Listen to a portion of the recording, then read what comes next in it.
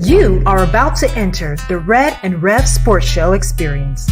Get ready for some real sports talk from some real sports fans who were real sports athletes who have sports knowledge.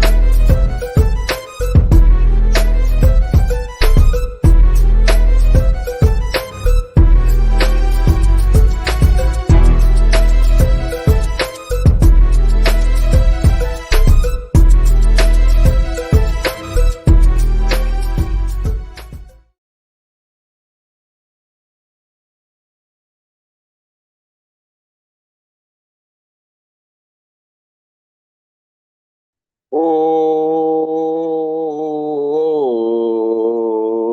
oh,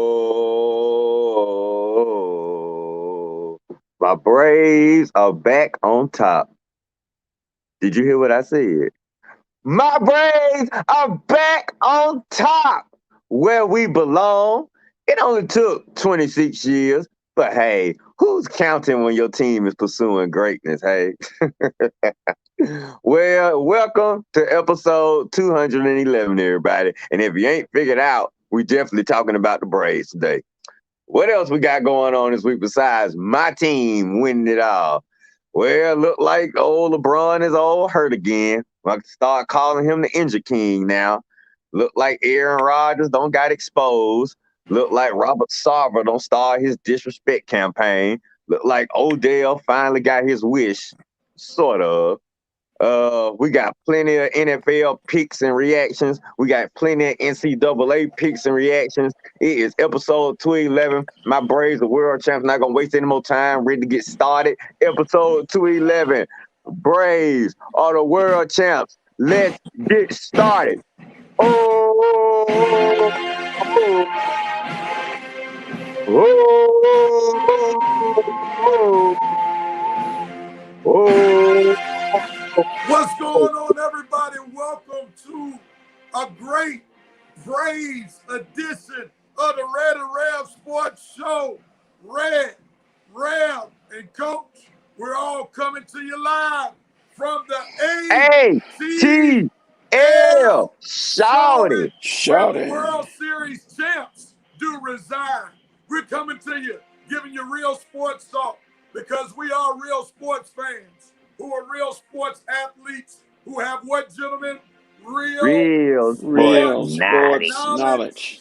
So hang out with your boys, Red, Rev, and Coach, for episode 211. And as we turn our numbers attention to our coach, don't let us down, Coach. For us on today, cross your fingers. What you got, Coach? Come on, Coach. Good morning, everybody. Happy Saturday to you. It was a tough call, but the only thing I could come up with for episode 211 is the winning pitcher of the last game, which is Max Fried. Max Fried pitched 11 innings, and in those 11 innings, he only gave up 6 runs. But that's not important. The 211 comes from his 2 games pitched, and he pitched 11 innings, including the game winner, Max Fried. All right, Coach, I'm going to give you that. That's all I get. I look all over everything for the Braves, and nothing. I mean, it's hard to get a 211 out of this one. What you say, Red? What you say, Red? Oh no, man. Come on, Coach. Somebody had like 11 base hits, just something they did good 11 times, or maybe somebody that wore the number 2. I don't know. Yeah. Coach, I'm gonna try not to judge it. Hits. That's fine. Nobody got 11 hits. I'm gonna try not to judge him real. You know, Coach don't say too much about my monologue, but I thought I was expecting something a little bit, you know, something we can sink our teeth into a little bit for 211. But you know, it's Coach's thing. No doubt. You say that's the best thing you got? What you think? You know, it was a stretch. So I would have given him a little bit more credit if one of those starts in the World Series wasn't that bad. Wasn't bad. When you said Max Fried. Yeah, that's why I kind of took some of the luster away, because I knew he didn't pitch no 11 innings. Yeah, and that's not really good for a pitcher in the World Series to have 2 starts in 11 innings. That's not really good. That's because the coach took him out. His coach took him out. Yeah, but we know why the coach took him out that first game, because he was getting rocked. So that's not the best. Coach, bad to good. Coach, you could have said something like maybe Snicker has been hired and fired 11 times before he got finally hired as the Braves manager or something like that. Because, you know, he's been sent down multiple times, hired, rehired, bought up, sent back, something like that. I don't know. Well, I'm just thinking where that. the 2 coming from. We ain't going to worry about it. It is what it is. Let's press on real quickly. Let's welcome Rev Night Nation. What's up, Rev Night Nation? Is in the house. Good morning, Vice President. He is checking in, slamming down the gavel for the next session of the Red Rev Sports Show. And Red, Vince said, get on the beat. Good morning, Sister Harris. The president has chimed in, coming to you from the underground vault of Truist Park, where Keisha Lansbottom got more booze than the ghost of Halloween. That was sad. Good morning, Brother Scott. Glad to have you. Shelby is in Revenite Nation on today. Indeed, they are the champions. Long time. Right where she belongs. Great job.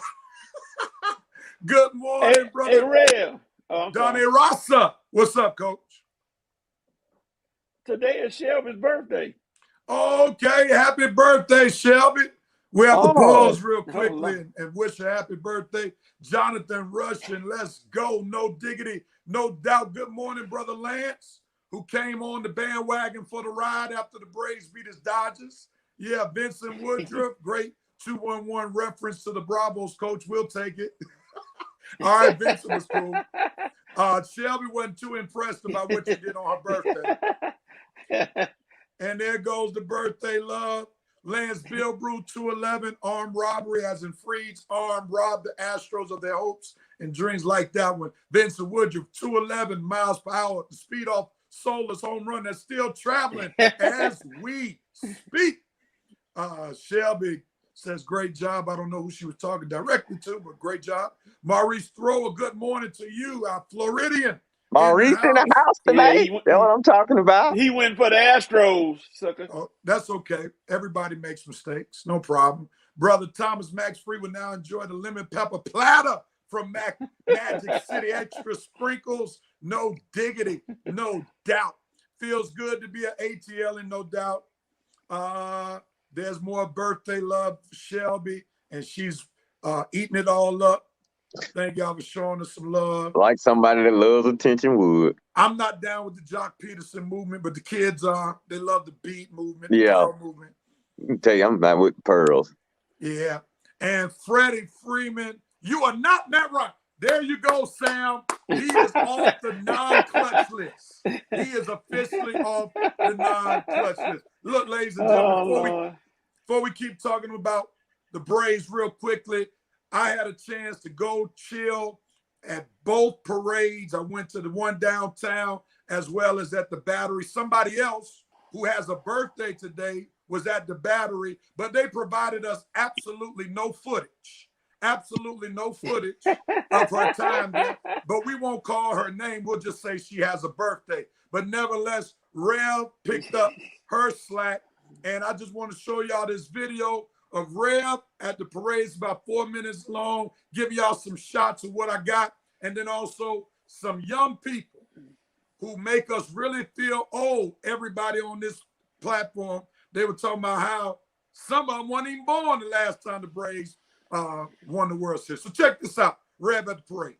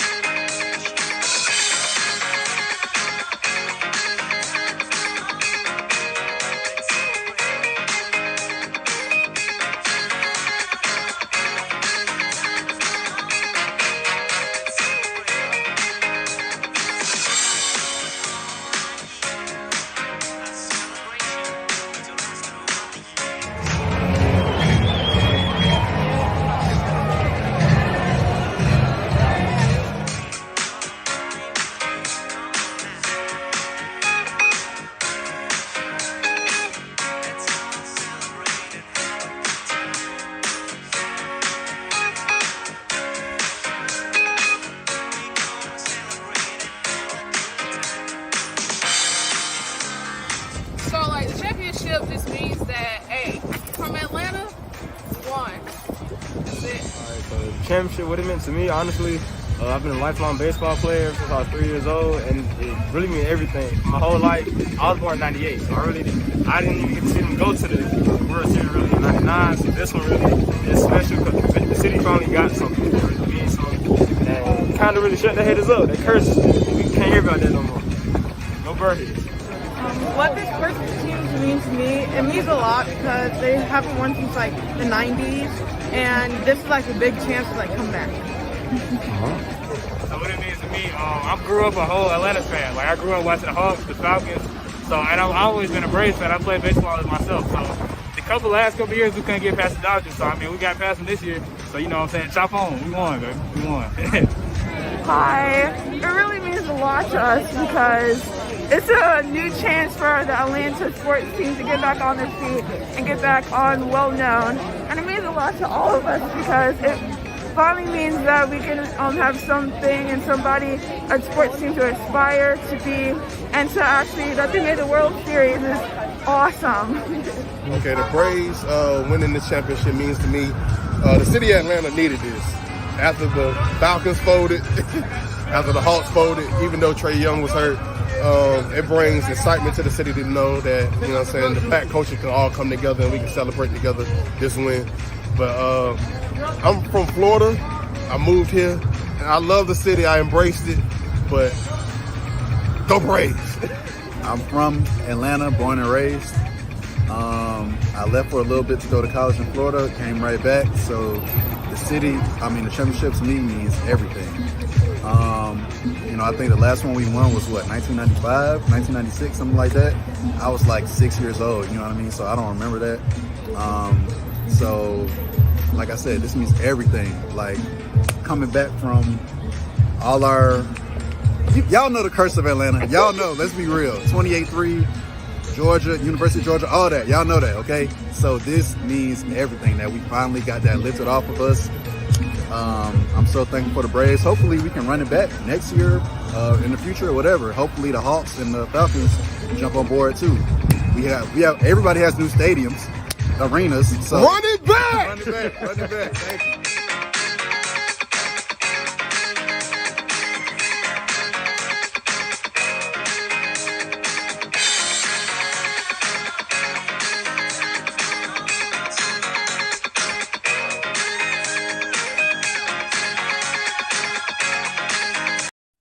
Come on, man. Give it up for the young people who took those time to indulge Rev in some questions. And as I asked the younger folk, many of them weren't even born the last time that the Braves won. I think Coach was the only one born when the Braves went to the playoffs when they were in Milwaukee. No, I'll just play it. But, Red, I'm going to start with you. You are the only one on this panel who was born in the ATL. You and I both lived here in Atlanta when the Braves won in 95. Coach hadn't yet come from Mississippi yet. But what does this championship mean to you, Fred? Means the second ring for our city, to be honest. And we don't have that many of them, but I mean, to win another ring for Atlanta, in this century, you understand? To win another ring for Atlanta in the cell phone era, in the social media era. You guys understand? You understand? This is our first ring since social media and all this new technology has been invented. You understand? We didn't. Last time the Braves won in '95, when everybody, there wasn't no smartphone, wasn't no internet.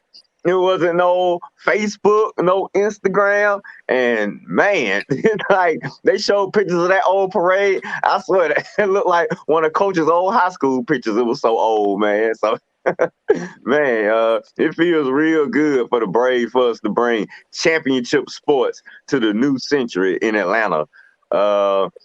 I guess those church ladies' curses don't work on the Braves. I mean, maybe they work on the Falcons, but they obviously don't work on the Braves. That's probably why the Braves move so far north. They want to get as far away from the Falcons as humanly possible. But like I say, it's like Shelby said, it's a great time to be an Atlanta sports fan. You got the Bulldogs on the with the championship aspirations. You got the Hawks who won their division and made it to the Eastern Conference Finals last season. You got the Braves who won a fourth straight division and won the World Series this season.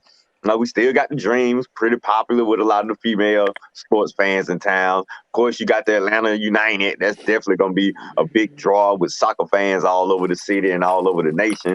Man, you got the Falcons pulling up the rear, hoping each Sunday not to embarrass us. But, that's life in the sports city when your football team sucks and your quarterback don't have no heart. But, hey, hey, just something we just got to deal with right now until things change in that perspective. But for the rest of the city and the rest of the sports world, oh, I forgot George, the North Avenue technical bombs over there on the joke across from Coke. But we don't mention them too much over here, you know what I'm saying? Georgia Tech football is really not a mention for Atlanta, so I'm not going to say too much about them. But for the rest of the sports teams in town, we hope the Braves winning their second ring is a source of inspiration to let you know how this city will respond to you when you bring us greatness, great players, great moments, great teams. The city of Atlanta showed their true worth yesterday. I am so proud of the people of my city, the way they came out and represented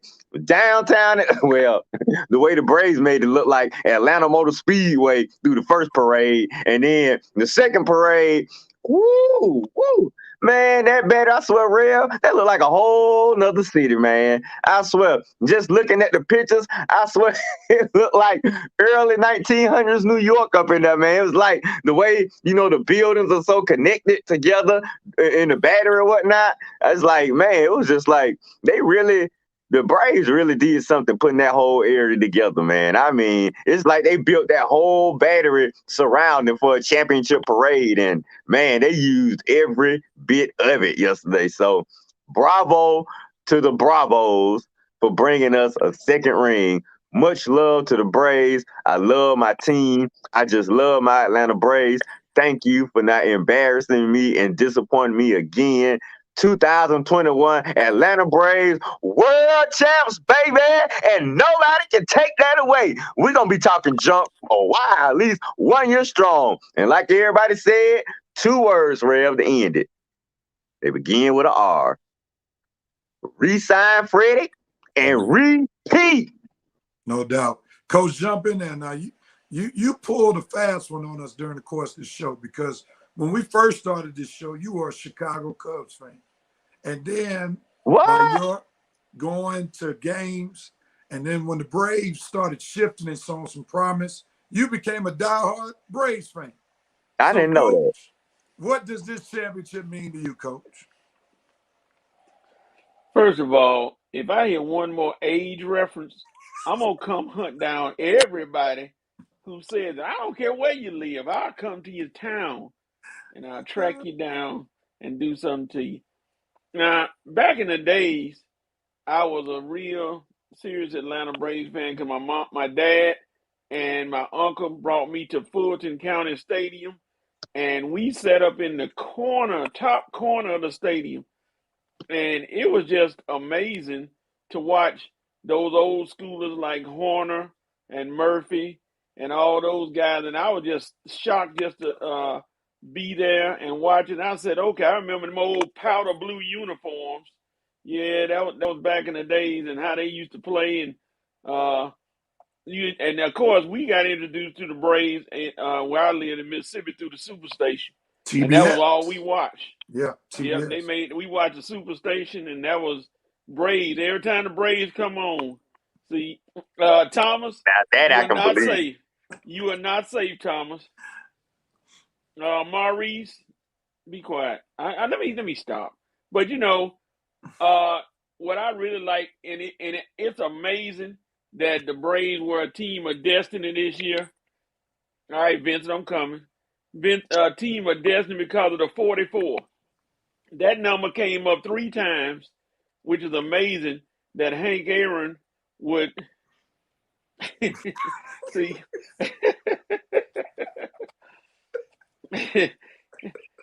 See, I find Thomas easy. I know he is, but yeah, that 44 came up. Hank Aaron.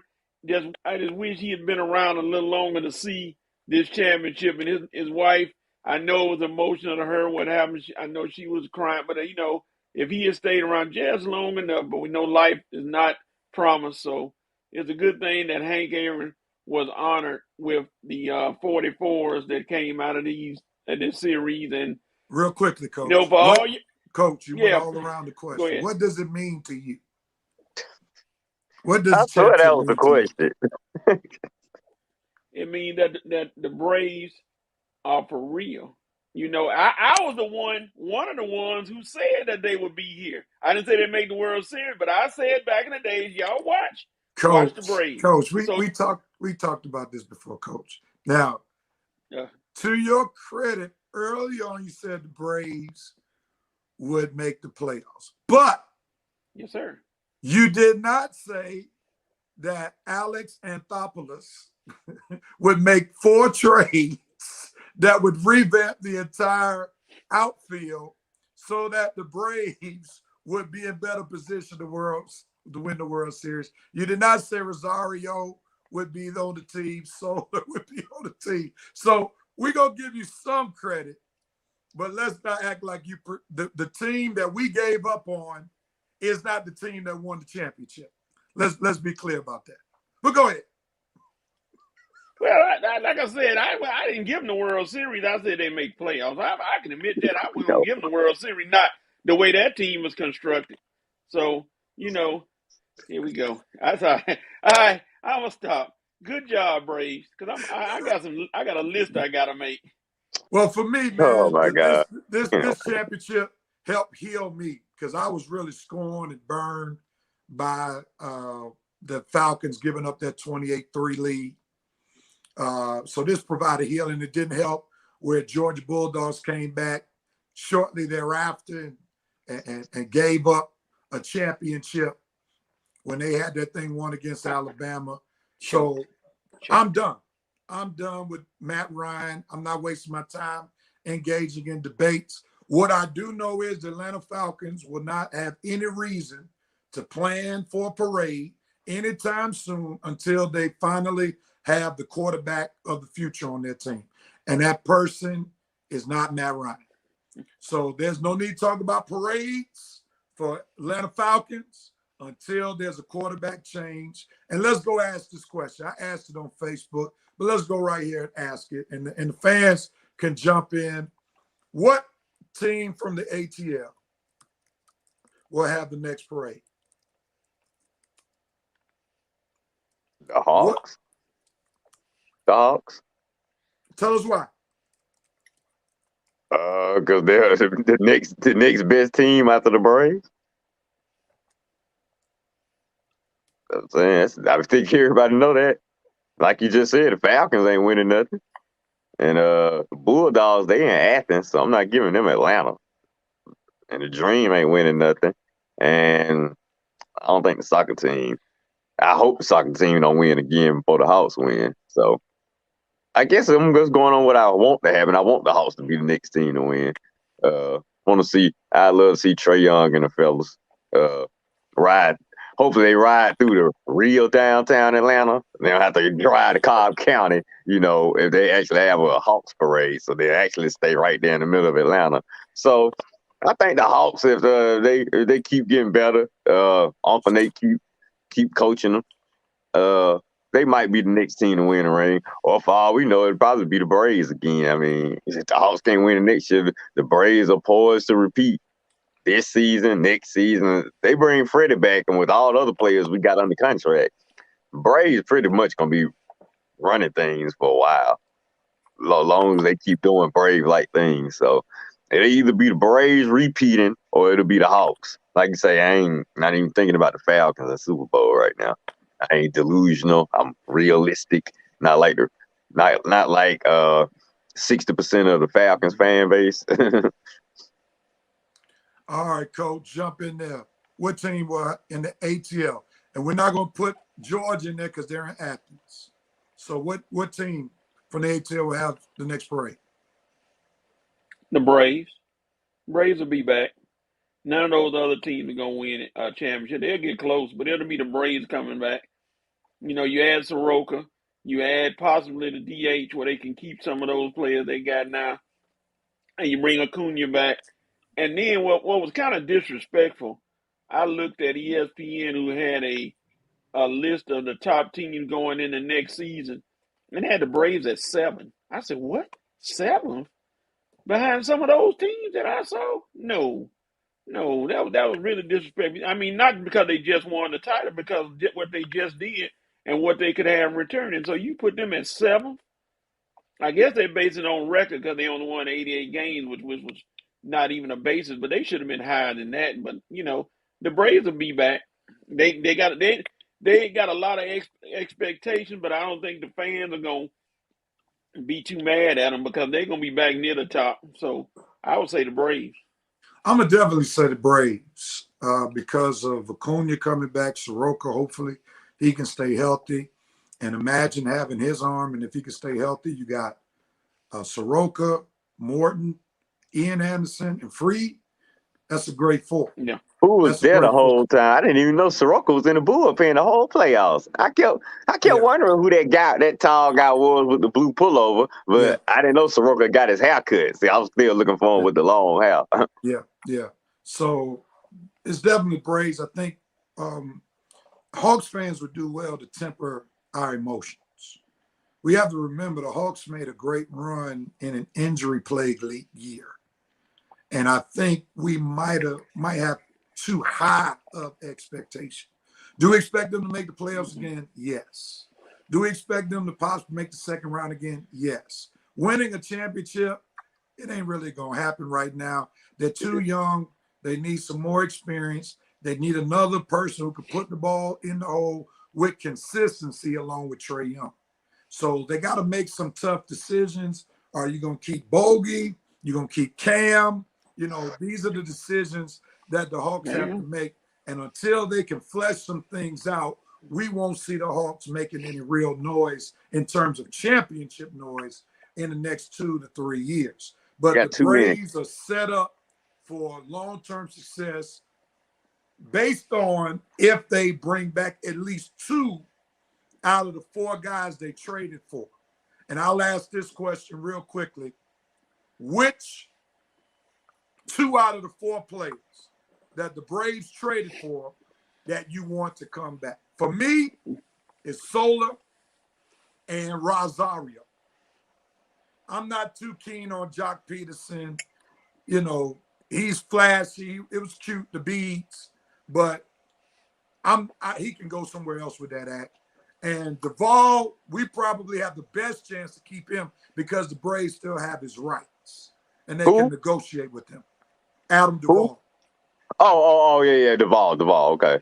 Yeah, I think he'll be back. The best chance of keeping him, even though I want Rosario and Soler. Soler's price probably went throughout the roof for the Braves to try. Rosario's too.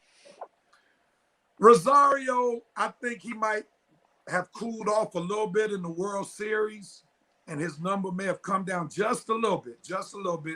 Man, that man finna get paid. Both of them guys finna get. They agents are worth any salt.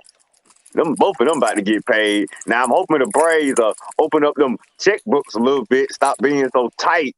See, that's what I'm scared of. That we won the World Series this season with them being cheap. Hope they don't think that's the way to go, because with all that money the Battery made, man, it's time to open up them checkbooks. We gotta give Freddie his $200 million, and we probably need to offer a 3-year deal to one of those guys. I mean, Soler or Eddie, and maybe hopefully one of them will come back on a 1-year. Well, I doubt any of them come back on a 1-year deal after what they done. That would be completely asinine right there.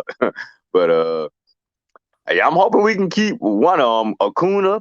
Now, but the thing about what are we going to do about Ozuna's contract and his presence?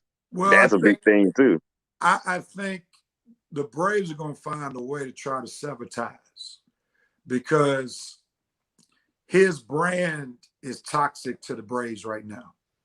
And the last thing that you need coming off winning the World Series is to bring back the stigma that Ozuna comes. You already seen how the players moved off him.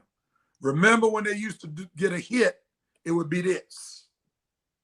That started from Ozuna. Now, Heredia brought in this little tomahawk chop. So that lets you know how much the players have distanced themselves from Ozuna. So now I think the Braves are going to have to try to find a way either to trade him or to buy him out and just eat that money, because his brand does not sit well with a team and also a city that is very much image driven. I doubt they want to eat it as cheap as they are. Hopefully they probably can. I know that the best case scenario, they want to find a trade partner. Now, I mean, hopefully if his case can get taken care of and he can get those charges dismissed, I'm with you. We may not take him back just because of the whole stigma around the thing. But with his charges being dismissed, maybe another team trade for him, just a team that's, willing to give him a second chance or a fresh start with the charges being gone away. I'm with you. I don't think we're gonna do it. It's just with the outfielders we had coming in this year, with the journey we went on without him, you're not part of this no more, Ozuna. Sad to say, you were part of it last year. You're no longer part of it anymore. So yeah, you gotta go. What happened? Well, actually, and this is not applauding what he did, but him getting suspended was a blessing in disguise, because the Braves may not have made the moves that they made if he's still on the roster, active roster. And the other thing is, he would have been a defensive liability. Remember last year, everyone had the DH. So that's why he was able to thrive just as a hitter. But if he had played in the field, we would have been in trouble. Yeah. And they would have had to take him out in clutch ball games, because you can't afford him being a defensive liability. I'm with you. I prefer the guys I prefer the team that we had. The team that we got is the championship team to me. Minus Okuna not being. Okuna would have made us that much better. But Ozuna, and Soroka too. But Ozuna, like I say, Ozuna's not a part of this anymore. He's no longer a Brave to me. He's not a part of this. Sad to say, I know the situation with his wife is a little funny. It might say it's unfair, and it's just a bad situation all around. But the fact is, it's his situation, and Rev, you're right. That's not the stigma you want after the journey we just had. It's just not going to be welcome. That right there, that situation is just not going to be welcome back to the team. So yeah, either you find a way to trade him, eat the money, work out a deal. But I know Marcell Ozuna is not going to be a part of the 2022 Atlanta Braves. That I do know. Real quickly, before I go to Coach, you mentioned Freddie Freeman at $200 million. How many years? 6. That's about 30. It's better than probably what they offered him before. That's like $30 million per. Yeah, $33 million a year.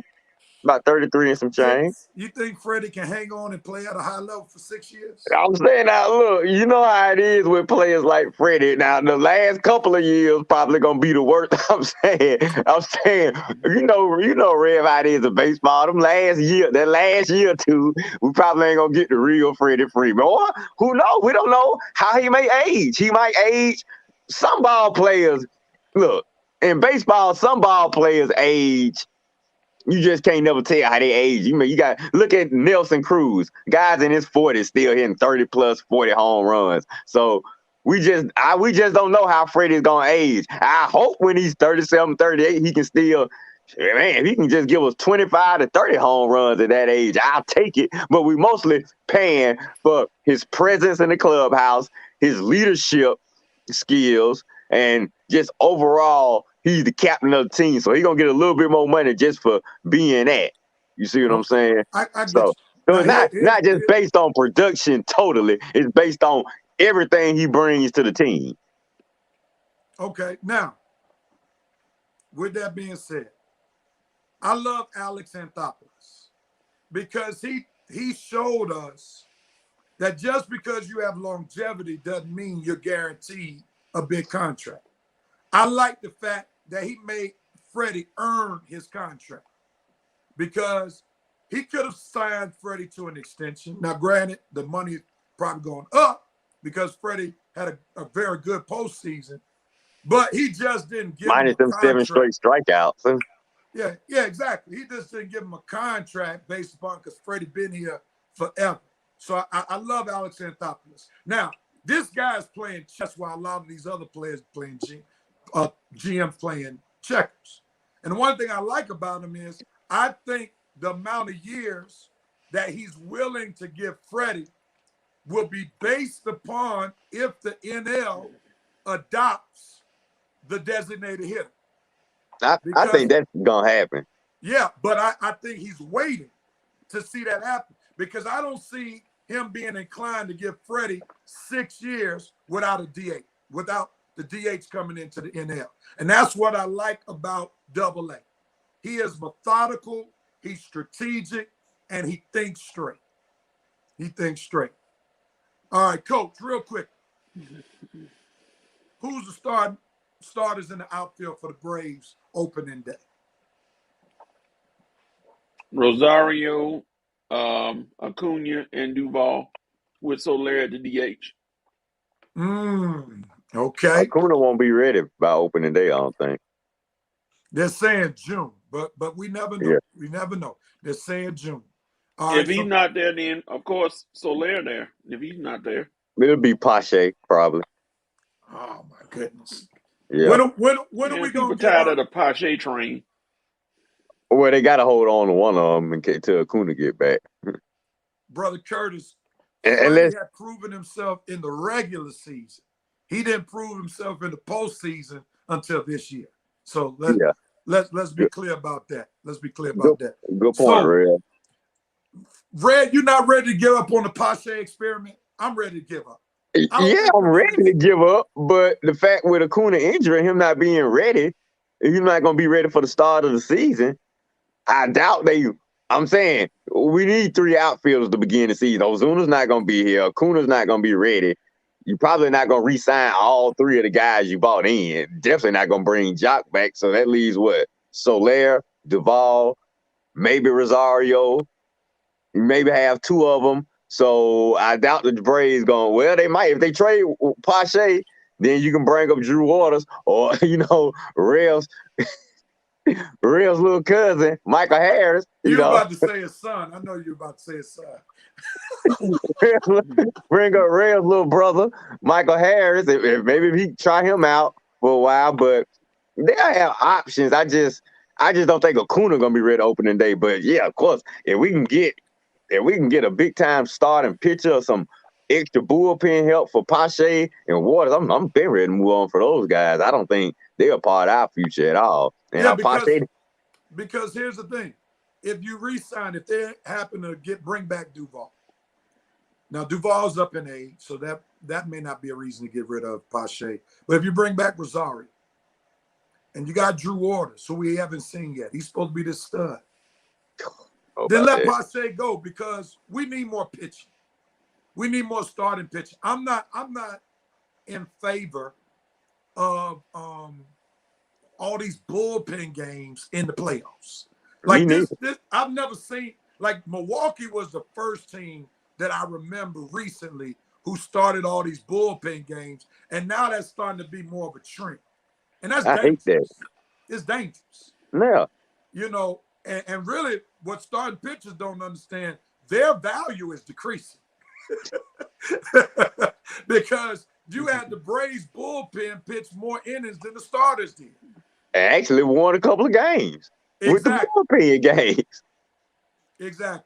So we'll see. We'll see. There's a lot of decisions. I think Kyle Wright. Yeah, I'm with Sam. Definitely think Kyle Wright gonna get another opportunity. I told you put him. I told y'all guys to start him, and he finally Kyle Wright made me proud. Gave us 4 or 5 scoreless innings in the World Series. Good job, Kyle. For once, you didn't embarrass me. He did a phenomenal job. All right, that's enough Braves talk, because we got to get ready to do these picks in just a moment. But big ups to the Atlanta Braves. Oh, we're not going to do the dope and open coats? Man, it's about 11:40. We got to get these football picks in real quickly before 12. So we just going to have to just give one quick dope moment. What's your biggest dope moment for the Braves World Series run? Max Fried clutch performance in Game 6. Okay. Max. Had to have it. Got it right on time. Had to have it. All right, Coach. Braves dope moment. The tribute to Hank Aaron with his wife and his family out there. All right. And my biggest Braves dope moment is Soler's home run, which took the steam out of the Astros stadium, where those people knew that their dreams of the Astros winning the World Series this year, they were completely over. I mean, I had never seen a crowd go from hype to hurt over one home run. And the way he crushed it, my goodness. Wow. Yeah, the way he crushed that thing, it's crazy. Pointing at the dugout, all of them in their face. Oh, ladies all in the stands. My Astro. Lady couldn't even show her face. Oh my God. Finally, the Braves are doing. Rev is usually us having those moments. Finally, we giving somebody else those moments. Yeah, no doubt. Go ahead, Coach.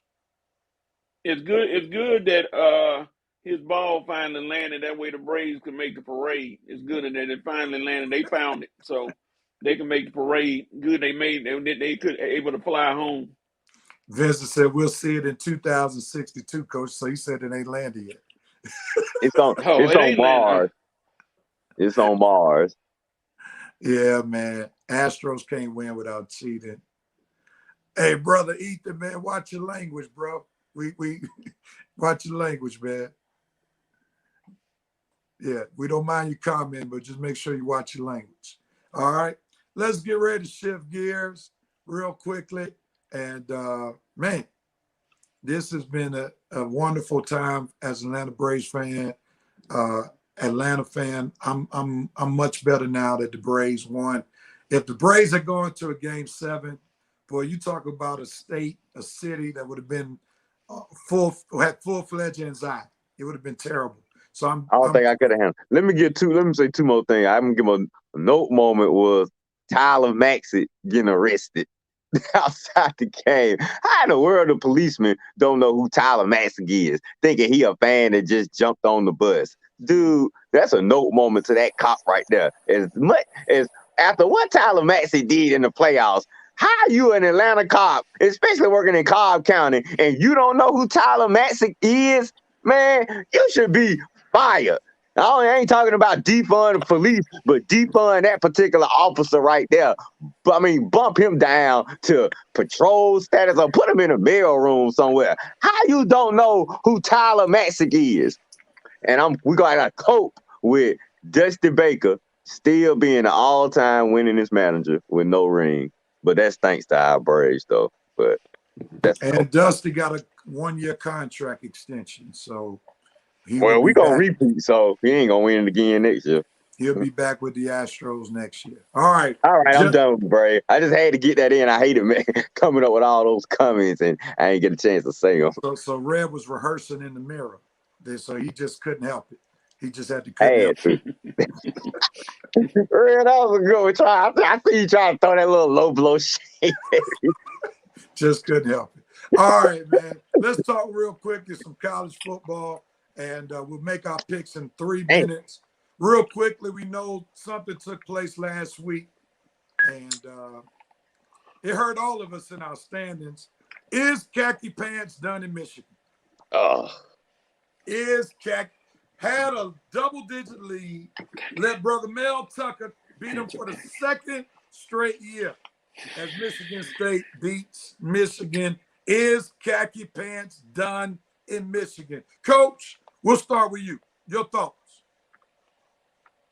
No, probably not. Because one thing about him, he continues to put up, and I know how some of the boosters and everything feel. He continues to put up phenomenal records, 10-2, and 10-1. I mean, but not getting over the hump. I think they give him a break still because he continues to win. He's not embarrassing the program. He just the big games seem to elude him for some reason. But he has a chance to change all that if he can beat Ohio State this year. So we'll see.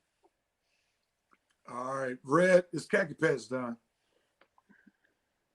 He should be done, but unfortunately, there ain't too many other better options right now. I mean, I don't think he's going to beat Ohio State this year, so I don't think he's going to change the minds of anybody this season, especially after what happened last week. Whatever we were thinking about him before last week, it just got doubled down this week and beyond. So he should be done because he's really been a disappointment in Michigan. I mean, when the last time Michigan won a ring? Back in the Lloyd Carr days? I think that's his name, Lloyd Carr or Lloyd something. Yeah. Okay, Lloyd Carr. Okay, I got it right.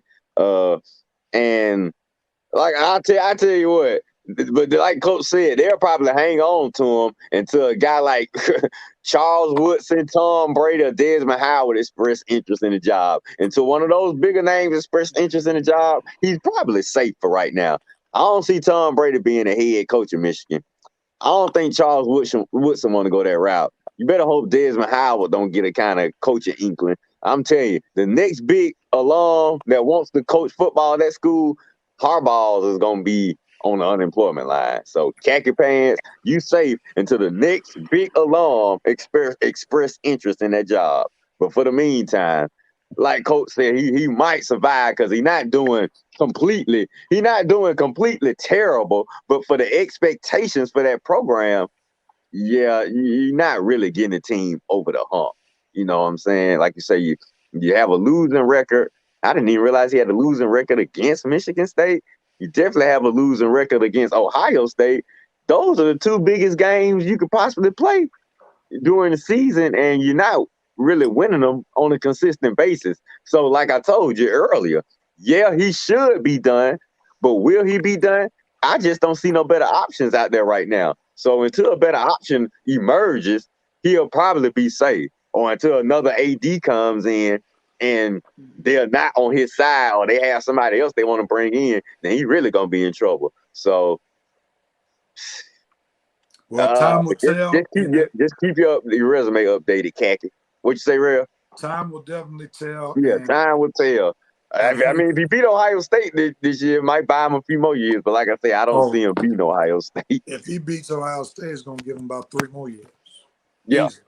Easy. Yeah. All right, let's get right into these games real quickly. Let's see where our standings are from last week. I'm afraid to look. All right, and before we go on, we want to pray for Armani's family. Armani was supposed to be with us on today. That death in the family, so he is on the road. So we pray for his family's traveling grace and mercy. Also, we pray for peace, comfort, and strength during this time of transition. So he won't be making any picks on today. All right. Real quickly, Red, you okay right here. It's the next one you got to worry about. you went 5-4 along with Rev. 5-4. Coach went 4-5. Shelby went 4-5. We will give her credit being the only person who picked the Michigan State. And Armani did not have a good week. 3-6. That makes us where we are right here. Shelby's in first place by 1 game. Coach is 1 game behind her. Red and Armani are tied for 3rd place, and I'm 1 game behind in last place, holding up the rear, but I'm just setting y'all up. It's about to be a shift at some point. Nevertheless, I hear you breathing hard, Coach. You've been around long. Yeah, I know what's coming. I know what's coming. The COVID champ. We got to make sure USC get a couple more games under their belt so that we can keep putting them in the rotation so you can pick them and lose so we can catch up. No. Not going to happen. All right. Yeah. You didn't have a great week, Shelby, but you're still in first place. Thank y'all for sending condolences to Armani's family. Michigan will beat OSU going out. Yeah, that's a huge limb right there, brother. That's a huge limb. And Vincent, yes, things are living up. Here we go, Rev, about to quiet the Doubting Thomas in the room. See, that he had to say, I ain't doubting him. All right, man. Here we go. Let's get into these NFL predictions for this week. It's NCAA. Let's do it. What games we got? It's a strange week this week, so it's not a lot of great matchups. So be mindful who you pick. Red, we're gonna start with you first. First game, Wake Forest versus North Carolina, ACC matchup. Who you got, Red? This is simple. I am going. Ugh. And what y'all think about Wake Forest? Well, I don't. I don't care what the prognosticators say. They ain't got no faith in Wake Forest, but I do. Because I don't believe in no UNC football, baby. I ain't believed in UNC basketball in a while. Sorry, coach. But UNC football, definitely no. I believe in UNC football about as much as I believe in Georgia Tech football, which means I am definitely going, who, Rev? Who? Hold them up. The big Wake, baby.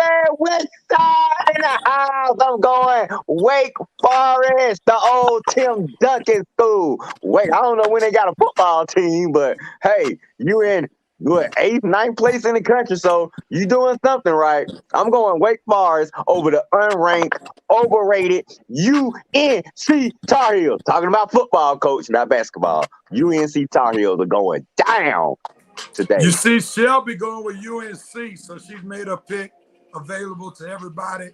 Coach, who you got? That's why I'm definitely going Wake Forest now. Let's see. Wake has played Duke, Army, Syracuse, Louisville, and Virginia in their last 5 games. Really. And they think they're going to reverse those letters again, put the E and the A together, and you know what you're going to get, Real. Weak Forest. They're going to lose in North Carolina.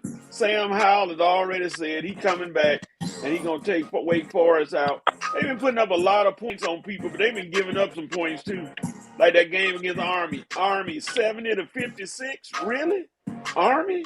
But time for the party to end. Wake Forest goes down.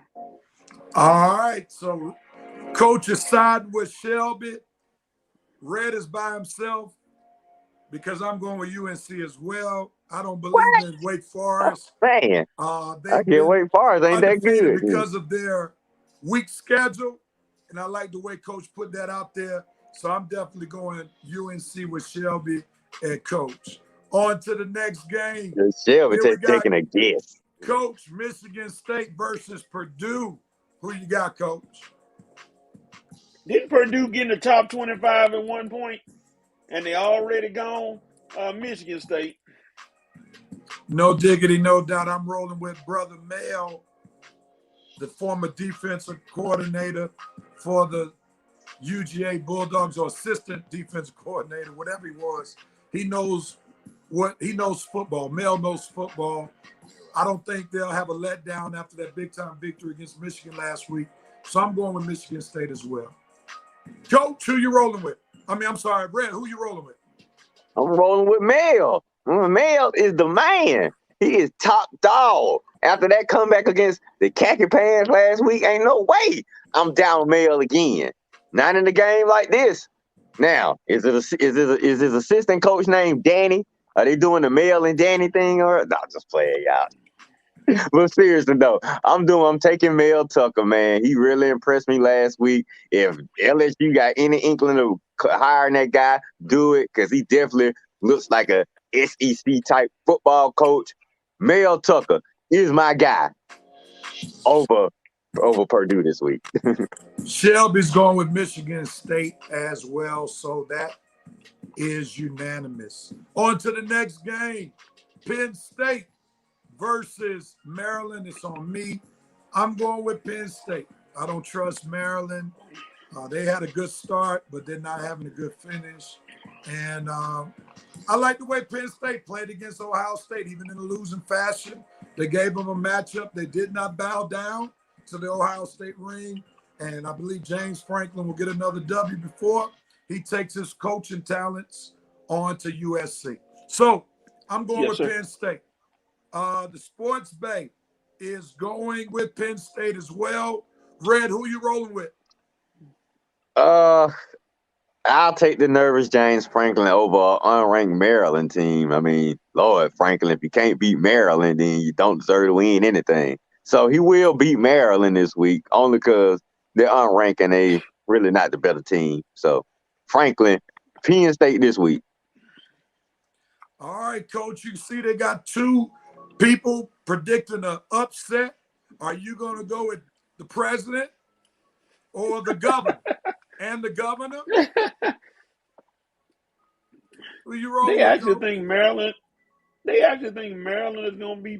Come on, y'all. Y'all got to do better than that. Maryland.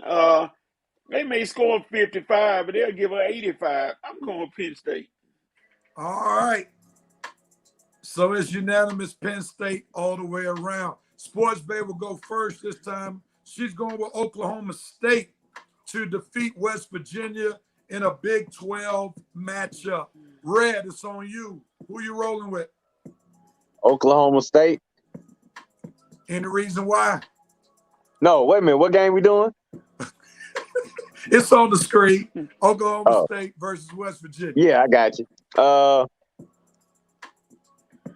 I'm gonna take the mullet again. So yeah, what I said was right the first time. Oklahoma State. I like their offense. They got a decent team. I'm not too high on West Virginia. West Virginia, they're not really stopping anybody. The offense is kind of opportunistic. It's not really consistent. They really haven't beat nobody. Well, they beat Iowa State, but Iowa State a little inconsistent too. They lost big. Well, no, they ain't lose big to Oklahoma State.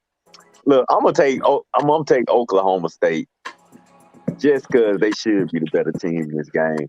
But I know it's in West Virginia. And the bullet already disappointed me one time. I just hope he don't do it again. But I'm taking Oklahoma State. Coach, who you got? That'd be Oklahoma State. West Virginia has lost 3 straight. Oklahoma State has beaten 3 straight top 25 teams. So it's going to be Oklahoma State. Yeah, and I'm going to make this thing unanimous. I am going with Oklahoma State as well. Red is sounding real Charles Barkley. On to the next game. You up, Red? SEC matchup, Tennessee versus Kentucky. Who you got? Tennessee versus Kentucky. Oh, man. After that disappointment last week with Kentucky, I don't want to pick them again. Man, they sure proved that they really was nothing more than a basketball school after last week. I mean, losing to Mississippi State, and they were the higher ranked team. I know they was in Mississippi State, but still, you let them put up 31 points. You already got beat down by my Bulldogs. Well, and they were both on the road, and I know they back home. Oh boy, Tennessee Revenant Nation trying to give you some help, Red. Revenant Nation. I'm gonna go with Tennessee. All right, Tennessee it is. Coach, who you rolling with? Tennessee so up and down. They'll win a game. The only game they won against 2 teams that'll never be SEC champion. That's South Carolina and Missouri. So all the ranked teams they lost to. So here's another ranked team. It's going to be Kentucky. All right. I'm going to roll with Red on this one, man. I'm going Tennessee. Josh You're going back to the boys. Trying to get a big-time W to encourage the Tennessee fans before they get that good beat down by Georgia. So I think Kentucky is reeling. I see Kentucky pulling what Arkansas had been pulling, where they got beat by Georgia and then their season just started spiraling downward. And I'm seeing Kentucky experience the same thing. You don't get whooped by Mississippi State like they did last week. They ain't that bad, but they ain't that good either. So I'm going to go with Tennessee, and the Sports Bay is going with Kentucky. Good. So Red, Coach and Shelby going with Kentucky. Rev and Red, we're going with Tennessee. Coach, last game on the docket, and it's the biggest game. Ooh. Auburn versus Texas A&M. It is at Texas A&M. Who you rolling with, Coach? Because Bo Nick's been trying to tell you, don't doubt me, Coach. He's won 2 ball games. He really has. He really has. He's been on fire. I don't know what to say about Bo Nick except I still don't trust you, Texas A&M. All right, I'm going with Texas A&M too. I don't trust Auburn going into the 12th man, being able to beat them in College Station. So I'm going to go with Texas A&M. And the Sports Bay is going with Texas A&M as well. Red, are you gonna make this unanimous, or are you gonna pull the I upset? am. I ain't messing with no Bo Nix. Forget Dante Armstrong's team. Forget my cousin Taylor Rich's her Auburn Tigers. I ain't messing with no War Eagle. It is Texas A&M and Jimbo, baby. Let's go, Jimbo. All right, the picks have been made, and Maurice Thrall trying to get me in trouble. He says you're going against your mama's alma mater. Yes, I am. This is football, not basketball.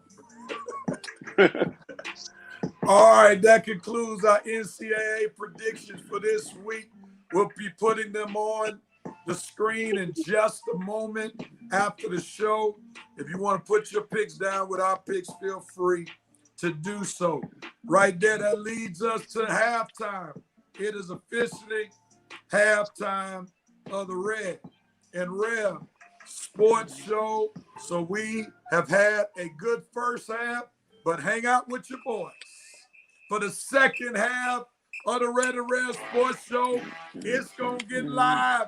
We're going to be talking about Aaron Rodgers and COVID, Henry Ruggs.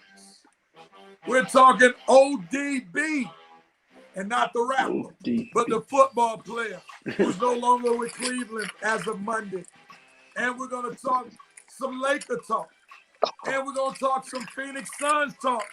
And then we're going to make some NFL predictions. So we'll be right back for the second half of the Red and Rev Sports Show, coming to you real quickly.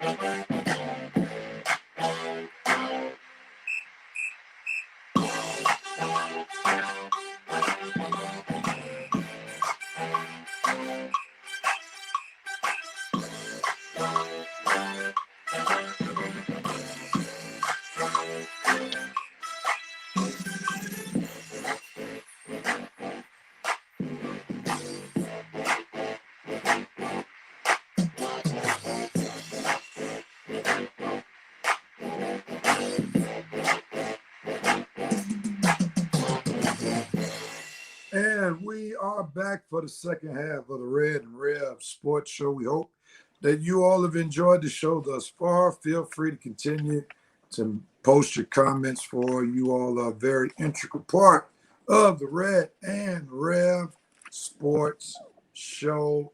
There are some picks that were made. Another upset, Auburn Bowl. We'll get it done in the next time. I love the reference. I just don't believe in the truth behind the reference. No. But that's cool. No. Dante, of course, is Auburn strong. I hate Bo for what he did to my Seminoles. It's time for you good brothers to get some new pictures that elevate the brand of the show. Feel free to invest in that desire. So we will take your offering. I will send you our cash app, or I can send you my cash app, and we'll invest in it. I'm glad you responded to that guy. I'll be sending you a message after the show, all right, where you can make that investment for some new pictures. I'm glad you responded to that guy, real. Because now he be getting straight ignored. It's all good. All right, gentlemen, let's get ready. I'm gonna do something Red might like today, and that is for 5 for 5. Forget my football picks for last week. No, we ain't gonna do that. We definitely ain't gonna do that. But we're gonna give y'all some extra time on 5 for 5. All right, we're gonna give you extra time. So you got 80 seconds. 80 seconds. When we go to get to the 60-second mark, you're coming out your solo shot. That means start winding it up. So you all gonna run it. I'll just give some little tidbits to add on, and then we'll see what Revenite Nation has to say before we move on. So I hope I have some topics I can talk that long on. What's going on this week? We'll see. no, we want real professional ones. We don't want iPhone ones. We want real professional ones that you're talking about it. Yeah. So I'm going to be sending you the Cash App so you can get it done. All right? Here we go. Rev is going to be crickets after that. We ain't going to hear from him again. Here we go. Let's do this 5 for 5 on it. Let's get it going. Ladies and gentlemen, we got 5 topics that we'll talk 5 minutes each on. Coach and Red will have 80 seconds to talk on it. I'll give my little tidbits. Then the rest of the 5 minutes will go to your comments from Revelite Nation. We'll be talking some basketball topics and some football topics. So let's go ahead and let the ball bounce. Here it is. Coach, we're going to start with you first.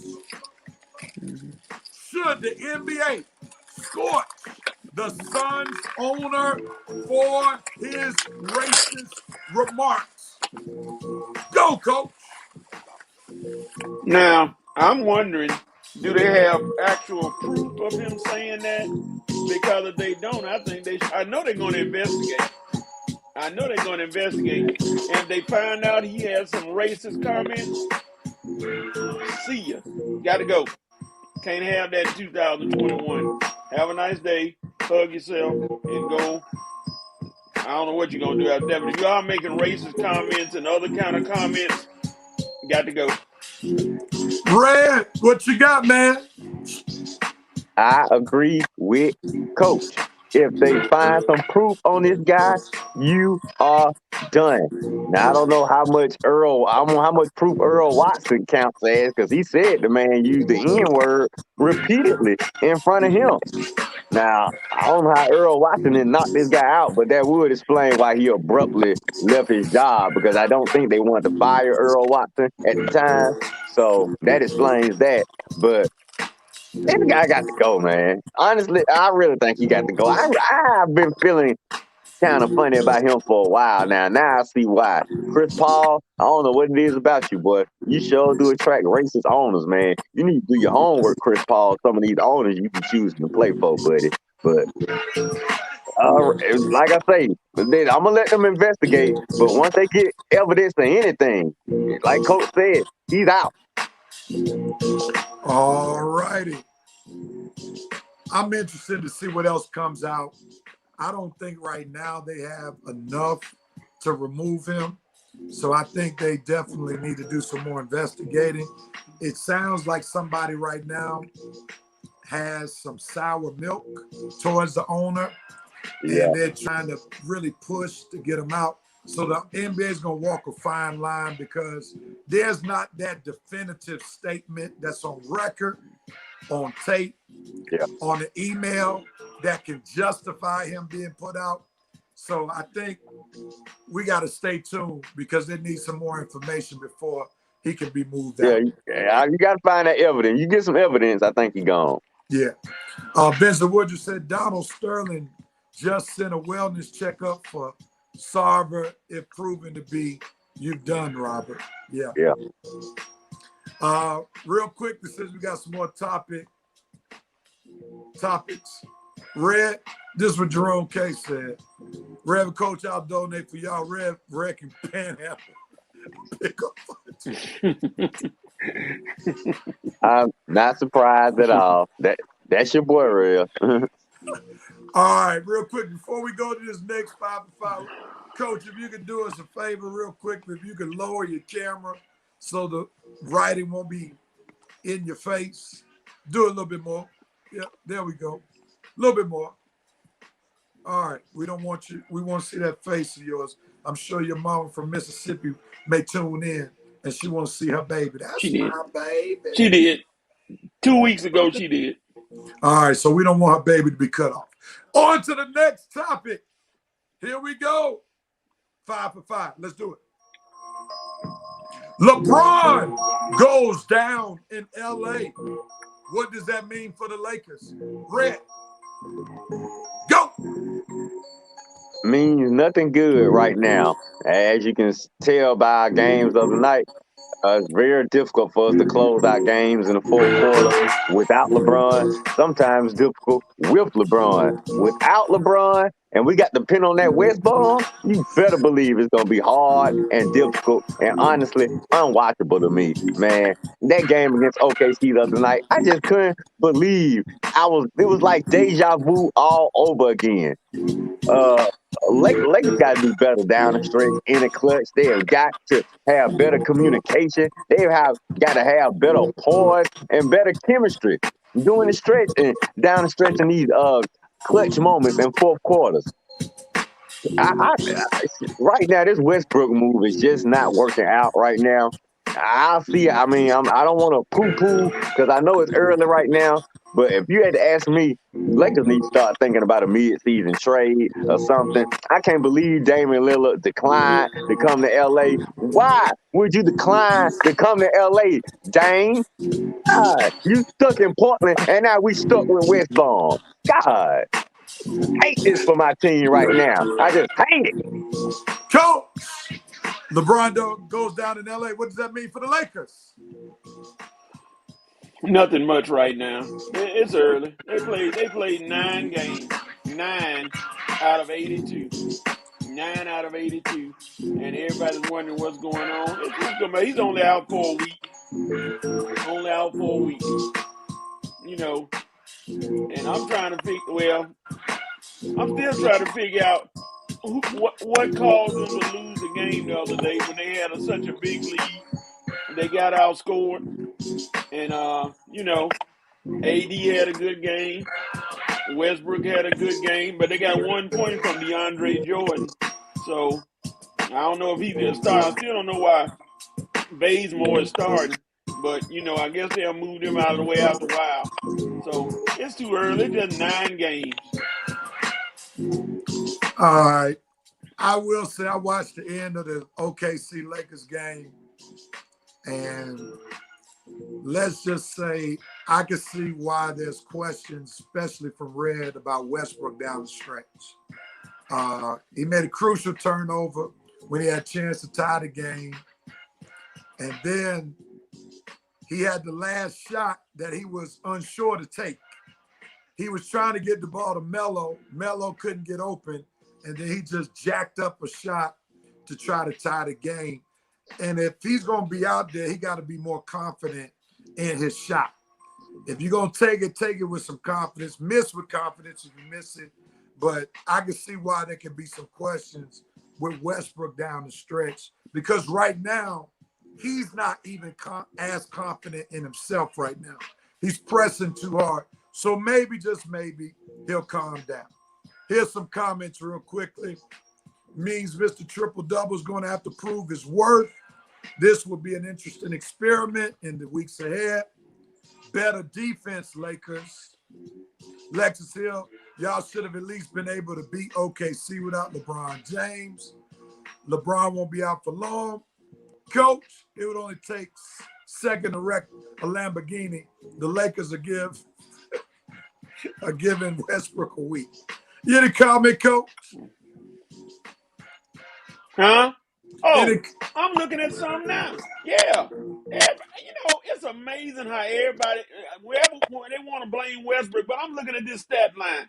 Ken Bazemore 0 for 4.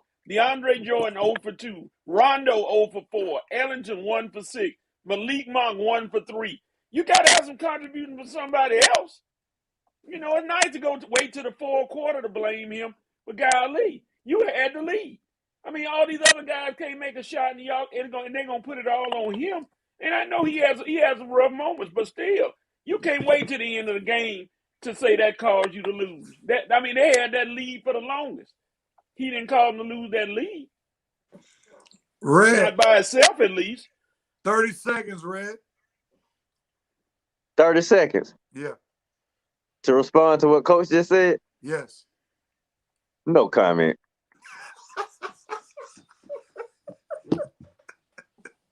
Okay. I mean, it's amazing. Other guys can have more turnovers than him, shoot worse than him, and they wait till the fourth quarter to say it's his fault. How did that lead get erased? Please tell me how did the lead get away? He didn't have that many turnovers. Red, any comment? That's all I want to know. No comment. No comment. All right, Coach. You bring up a good. We'll see. We'll see where we are when LeBron come back. Hopefully, we'll still be in the playoff picture. All right, here we go. I mean, wait, Rev. I'm sorry. You can't respond to that. How they let that lead get away? That was his fault too. Whose fault was it then? Are we moving on? Let's move on, Rev. I thought so. That's what I thought. That's what I thought. Thank you. You proved my No point comment. exactly. I hope that speaks volumes. I didn't wonder how a guy can score 27 points, but AD don't get no blame. Nobody else get the blame but him. Just because of a turnover at the end of the game when you had the lead. I mean, you had a big lead again. He's up 52 to something and was killing Oklahoma City. And then all of a sudden, at the end of the game, he missed a shot, a negative turnover, or it's all his fault. That's flawed logic. Because you don't blame that on anybody else but him. That's what I just got to figure out. One of these days, I'm going to figure it out. And then I'm trying to figure out another thing, Rev, and I'm going to stop. How did they become my Lakers again?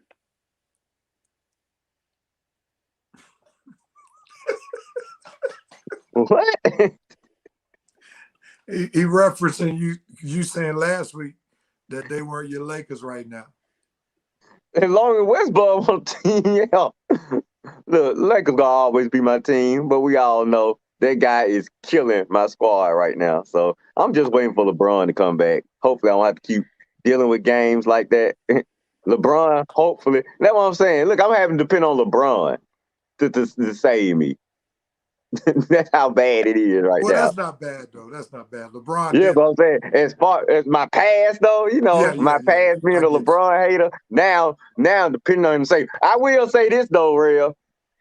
Coach Frank Vogel, I mean, he better keep his resume updated because his replacement is sitting right next to him on the bench every game that the Lakers blow, every game that the fans see. Look, Coach Vogel, appreciate that bubble championship, dude, but you don't have the greatest job security. And with David Fisdale sitting right next to you, take that for data, buddy.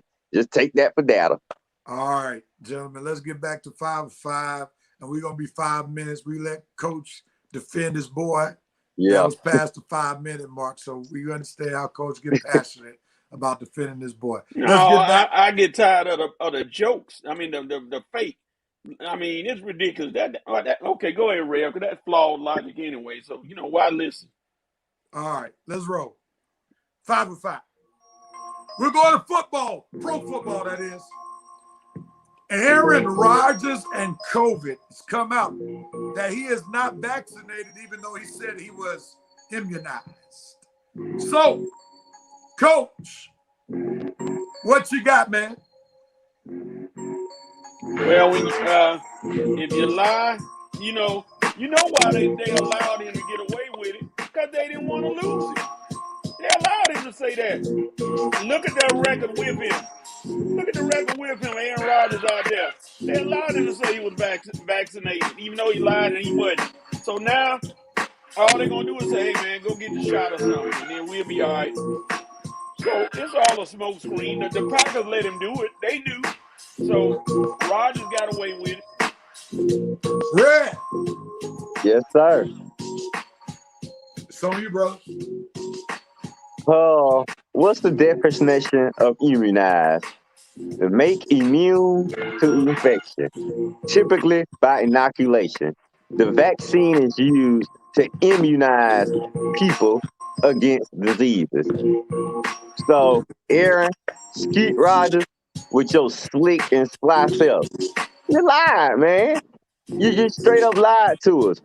You were not made to be immune to infection because guess what? You got infected by COVID by doing things that most people who are vaccinated do. You not vaccinated. So you shouldn't been going to no Halloween parties, having press conferences without your mask, being on the field without your mask, being in close proximity to players on different teams and your own without your mask.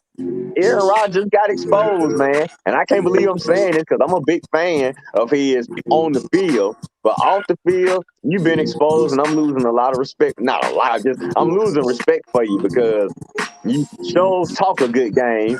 You try to come off like you just bigger and better than everybody. In reality, you just as slick and fly as a lot of the hustlers and pretenders seem to be. Aaron Rodgers, you a big note for me, man. I can't believe you trying to pull one over our heads like and your team allowed you to do it. So that's my opinion right there. Now I'm losing respect. I've lost a lot of respect for him. All right, Jerome K said, I keep telling folks that Aaron is a real diva. Vincent Woodruff says, amazing how the coverage of Kyrie was light and day different from Skeet Rogers' coverage. Sounds about white. The PAC organization knew this all along. Alexis Hill said he got some alternative treatment for COVID-19 vaccine. What? State Farm should drop him for his unethical behavior. Brother Scott, don't worry. Jake from State Farm will hook him up and get him out of his jam. Yeah, I love Aaron Rodgers' game as a football player, but he's starting to turn me off, man. I think Jerome Case is definitely right. He definitely is a diva. He's a bit too nonchalant. I think he's enjoying maybe some white privilege right here. I just can't imagine if he were a black quarterback, if he would be getting off like this. I think they would have already levied him a suspension if he were a black quarterback. There's no way in the world they would have given a black quarterback an opportunity to go on some station to justify what he did, the lie that he told. And he knew that he told a lie. And it's sickening. It's disturbing. And it's disturbing for me if you got these strict COVID guidelines as the NFL, but yet you haven't levied a suspension on Aaron Rodgers yet. That's problematic for me. And the other NFL players are watching, and therefore the NFL better get this situation right. Yeah. Rev, it's the Packers' fault, Rev. Oh, sorry, Coach. It's the Packers' fault. They let him play. They knew what he said when he said he was innocuous, whatever he was. They let him play. It's the Packers' fault. They need to be fined. Definitely. They wanted to win so bad. The Packers need to be fined and Rodgers need to be suspended. Yeah, I think both of them ought to take hits right here because, like I say, they can't deny they didn't know about it. They definitely knew about it, and they knew he was going around breaking protocol. So yeah, they got to be fined. Maybe they lose a draft pick or something. And Rodgers, yeah, I agree. After all that diva talk and all of this, you bounce to your own drum, your own beat. Well, dude, if you're gonna do all that, you gotta follow the rules, man. You can't do this and then be wrong. So no, you got to go, man. I wouldn't even be mad if they suspend him the rest of the season for this crap. Suspend him for the rest of the season, man. Send a real message. And then we'll see how much he really care about football. Because something tell me if they suspend him for the rest of this season, he gonna retire.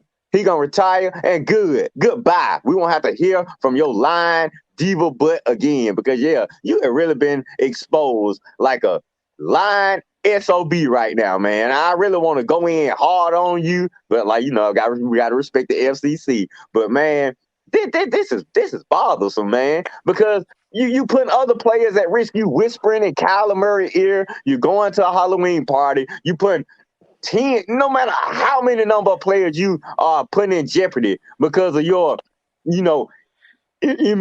immunization. So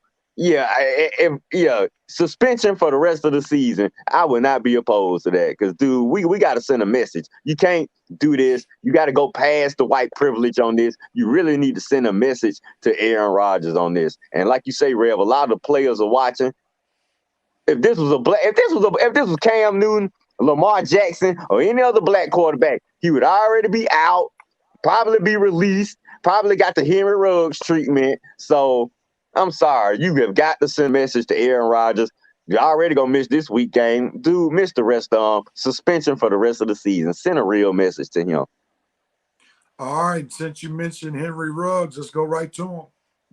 Our next, Henry Ruggs in deep trouble. DUI, commits fatal accident, person loses their life. Now Henry Ruggs may no longer be in play football. He might be in prison. Red, your thoughts? What you got? Oh, real? After I just got hyped on real, I was like, oh, right back in the Henry Ruggs. Okay. Uh, I'm not gonna be as tough on Henry as I was on Aaron, because everybody know Henry Ruggs really made an unbelievable mistake, and he's probably gonna be paying for this and suffering through this the rest of his life. I doubt he ever forgets this moment. It's just an unfortunate situation. I really wish the brother had made a different decision. I don't know what he was thinking, going out drinking like he was doing, then getting behind the wheel. Why did he not ask his passenger to drive? I've been drunk before in California. I've had to ask one of my homies to drive me home. He wasn't that sober, but he was more sober than I was. And he had to drive me home. So I know how being in California, you can go out. Well, he was in Vegas. So I've been there, Henry. I've been there at your age, dude. And I did not drive, man. I didn't drive. So it's just a bad decision. I really sorry for the brother, man, because he's just a young man, 22 years old. Oh, man, I got to wrap it up. But it's an unfortunate situation. Somebody lost their life. It's just an unfortunate situation that he's in. And I want to talk more on this, but I'll let Coach go. Coach! Uber, Lyft, cab, friend. Forward, you should have thrown out. I want to have sympathy, but 156 miles an hour? My gosh, dude. I'm not. And then you killed a person. You could have been also killed. So amazingly, you alive after hitting somebody in their from the back like that and letting them, and they burn and you living. But I have to give credit quickly to Derek Carr, who said he has nobody right now. He's going to need somebody. I'm going to be that dude. So Derek Carr stepped up and said, I know he needs a friend right now. I'm going to be a friend. Yeah, it's a real tough situation, man. And unfortunately, he's about to learn a real rough lesson because he's going to spend some time in that prison. Yeah. And, it's unfortunate. Definitely unfortunate. Let's see. Kelly said Henry Ruggs is going 150 and a 40. Yeah, that's crazy. How are you driving that fast, dude? Ruggs is done, and rightfully so. Woman burned alive. And a dog. Hitting her from the back. He's done. Prayers to her family, no doubt. Kelly said, I just lost a classmate to a drunk driver on Monday. It's devastating, my Lord. Sorry about your loss, Kelly. Henry Ruggs is lucky to be alive right now. He was driving recklessly at 156, being intoxicated well above the blood limit. Vincent Woodruff, too much technology out here to prevent things like this from happening. You're right, Coach. Uber, Lyft, the Johnny Cab from Total Recall. Come on, bro. Choice. God. Yeah. Oh, too many choices, man. Yeah. Yeah, this is, I believe his football career is probably over. Oh, yeah. He killed, man, burned somebody alive. This dude, like I say, he's going to have mental issues through suffering from this moment, man. I just don't see this is going to be on his mind every day. I mean, he not only did you ruin your career, your football career, your actions took a life, took a dog. Like I say, man, it's just a bad situation. No, like I say, he has nobody right now. The world is on top of him right now. So I agree with Coach, man. I commend Derek Carr for stepping up, man. Now that's really what a leader does. He's not even thinking about football. He's just thinking about the person off the field. And we honestly need more teammates and friends like that because, yeah, this guy really, nobody's going to be there for him. And if Derek Carr just reaches out to him once a week or once a month, that'll be something for this guy because he's going to need something to hold on to, Red, because you're right. He has a lot of dark days ahead. He's going to be in jail. He's not he's gonna do some jail time. Let's just get that out there. He is not. They are gonna make a statement with this guy. Whoever that judge is gonna get this guy some jail time. Yeah. I don't know if it's gonna be as much as Michael Vick got, but he's gonna be in jail. When he get out of jail, no team is gonna go near him. And maybe he can get back into some form of coaching or something, coaching, or maybe go around and do, inspirational talks about people and let them know how his mistake. But as far as a football career, it's over. But I want him to. I just don't want life to be completely over out this. I want him to try to come back from this situation and inspire others and help others not make the same mistake that he did. But as far as his athletic career, yeah, I'm not worried about his athletic career. The only thing I can worry about now is that he learns from this lesson, moves on in a positive way, and maybe has the option or the capability of going around and inspiring young people. Because inspiring young people and helping others out, that's about your only life path you have left, man. Because you've done playing football and you're definitely gonna do some jail time. Yeah, Dante Stallworth, good reference. When he was playing for the Cleveland Browns, he did the same thing. I think the thing that's different with Ruggs going 156 in the 40, that's over 100 miles per hour. You can't allow somebody to get off for that and then somebody losing their life. I mean, who goes over 100 miles per hour in a particular place? That's cars can get that high, man. Maybe I got a slow car. Well, you don't have one of those 6-figure cars. Oh, okay. Yeah, they got caught. They got all kinds. Last topic, gentlemen. Last topic as we finish up 5 for 5 for this week, and we're going to Cleveland for this one. Yeah. We're going to Cleveland. ODB out in Cleveland coming this Monday. The Baker Mayfield and ODB connection that never really got connected is officially over. Coach. No, it's on Red, I think. Red, ODB out in Cleveland. Your thoughts. Go. It's about time. I mean, everybody realized that it wasn't working, hasn't worked in 2 years. It was just a bad trade, and it seemed like they held them longer because they didn't want to admit that the trade didn't work out. But look, you got to count the losses. Eventually, just got to admit the truth. It is not working. The guy is too talented of a player to not even being targeted, to not even be part of the game plan. Dude, this is Odell Beckham Jr., one of the premier athletes of this era. He has got to be on a team that make him part of the game plan. It's weeks in Cleveland, he wasn't even part of the game plan. So, yeah, he has to go to a team where he knows he's going to get consistent targets and being able to make consistent plays on a weekly basis. Now, Odell Beckham may not be the Odell in the past, but the guy's still good enough to contribute to a good NFL football team looking to contend for a championship, and we will find that out when he finally lands on a team other than the Browns. I bet you his new team will make use of him, and we'll see that Odell still has something left.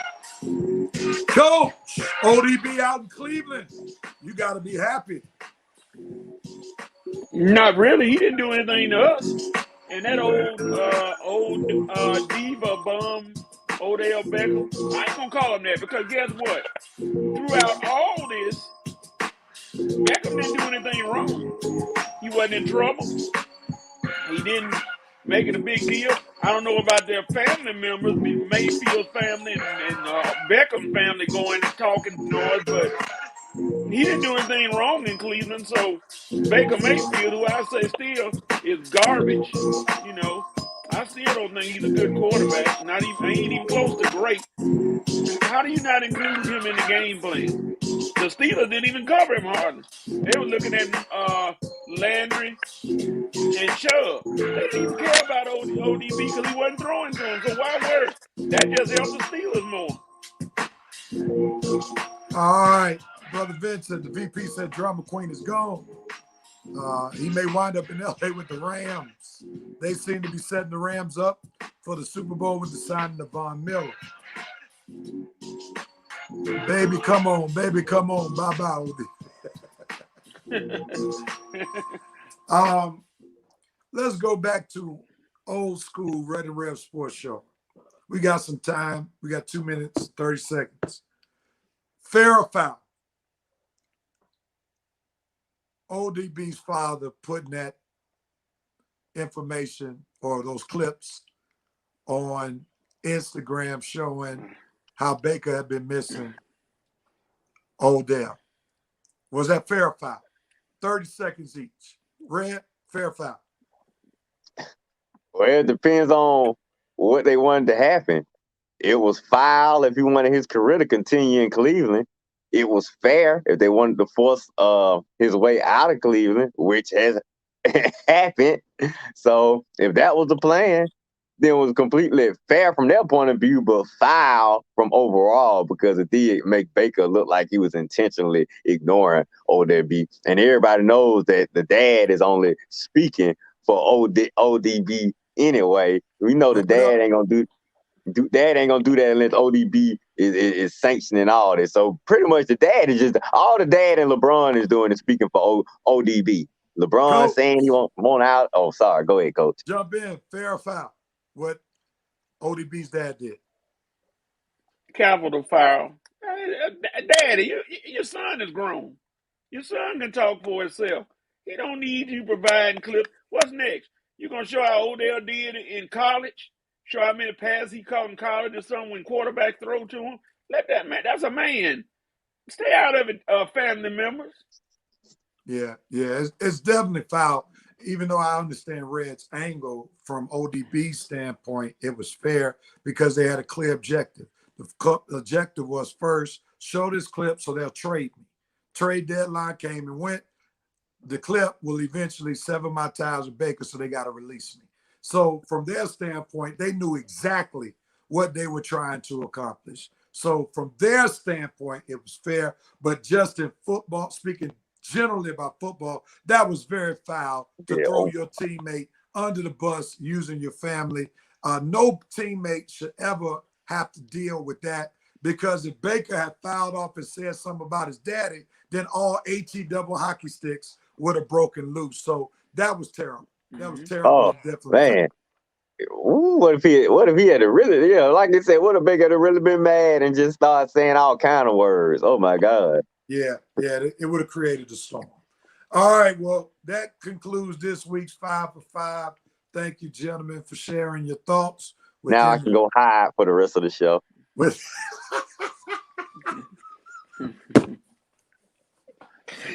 Now, this is actually not the worst you've ever done, but close to it. This is close, man. You almost I've been avoiding this moment all week. As we get ready, we're talking about the NFL prediction. Red almost went for the Krispy Kreme special. Who did I have to depend on? And I all the irony. Exactly. I had to depend on them to save me. And they almost didn't save you. Almost exactly. That's what I'm saying. That would have been the perfect storm for them to lose.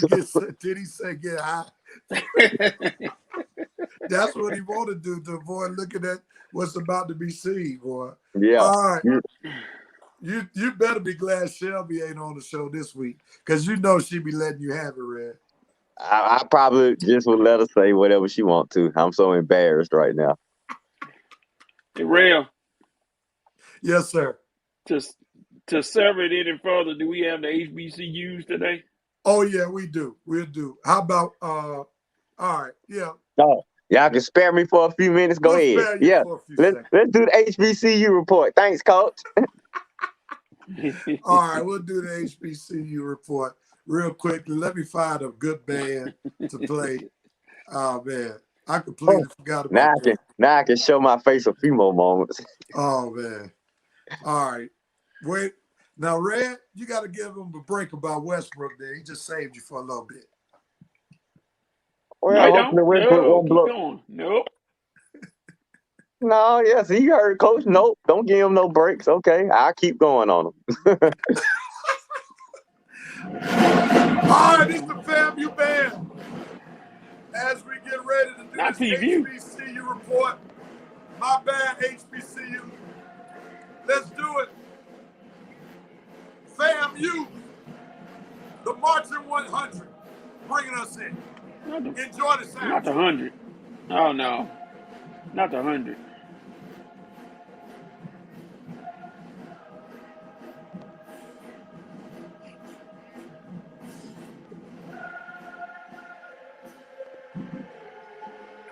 That's dope. They playing and singing.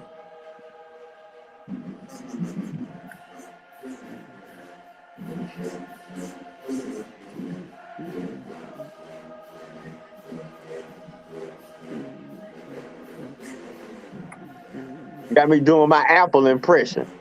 My twirl, my drum major. What? What's up, Apple? Trying to be you, big dog. And I know you ain't watching because you're on Instagram. And we got other Maze High folk watching. Red and Apple. Yeah, yeah, yeah, yeah, yeah, yeah, yeah, yeah. I'm the drum major at Maze High. Woo, that little bands. Ooh, ooh, ooh, ooh, ooh, ooh. Stop. Ooh, ooh, ooh, All ooh. right, let's go. Maurice thought Mississippi Valley did not play FAMU for homecoming. That was Grambling genius. All right, let's get to this report Now for watch Coach y'all. Have Oh, a I tell you, conniption. There you go, Coach. no conniption. All right, hey, we got the SWAC game this week. We got Alcorn State, not Alcorn, against Bethune-Cookman, who's trying to win their first game. Don't think it's gonna happen this week. Texas Southern is trying to be the spoiler against Jackson State. Maybe, maybe not. Mississippi Valley and Alabama A&M, middle of the pack teams trying to stay in the middle. Somebody gonna fall. Alabama State and Prairie View. Prairie View trying to hold on to that lead in the West. Grambling and Arkansas Pine Bluff. That's a border war right there. So I don't know who's gonna win that one. And you got FAMU against Southern. That's an intriguing matchup because Southern say you're not coming to our house to take us out, but Prairie View is in first up there. I mean, not Prairie. FAMU is up near the top.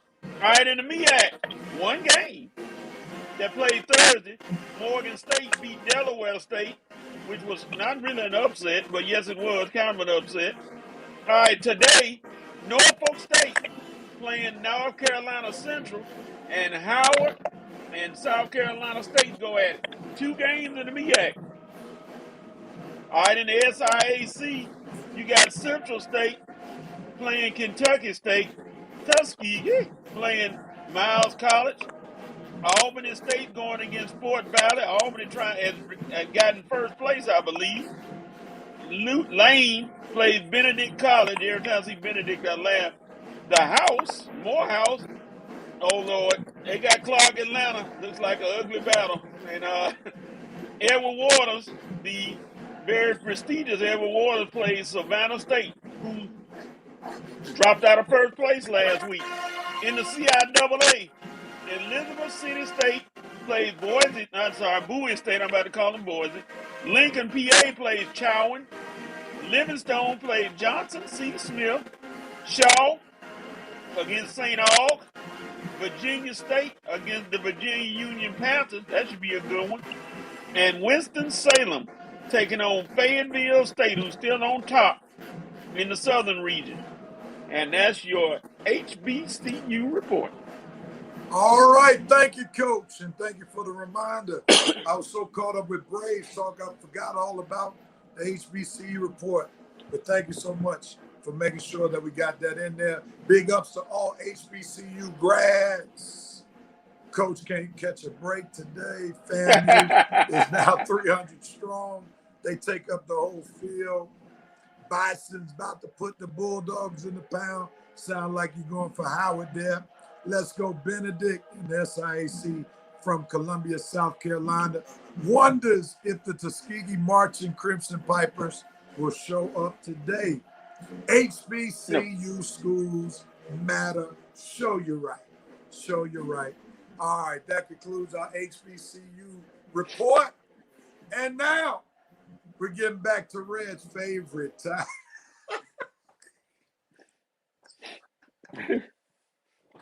Now, ladies and gentlemen, if you've only been watching the Red Rev Sports Show for about a year or so, This is not actually the worst that Red has ever done. So I just want y'all to know. So here are the standings from last week. Red went a whopping 1-8. With his only victory being against the team that he normally picks against, and that would be the Kansas City Chiefs. And they saved them last week, even though they almost lost to the New York Giants on Monday Night Football. Rev went 4-5. As you can see, it was not a great week for all of us. Coach went 4-5. Shelby went 3-6. And Armani was the only one who had an above 500 record on last week. So we all struggled, but nobody had the struggle that Red had on last week. And that's for sure. With that being said, here are the standings. Red moved back in his rightful position in last place. He's 10 games off pace to be in first place. Armani's in first place, 62-35. Coach is 2 games behind Armani. Shelby's 4 games behind Armani. And I am 7 games behind Armani. So, Coach, you got some ground to gain with Armani. We got to see how we do with Armani if he doesn't make these picks. But nevertheless, Red, he did. He made his picks. Yeah, check the. He just made them not too long ago. Him and Shelby. All right, Red. The it's off now. You can look back up.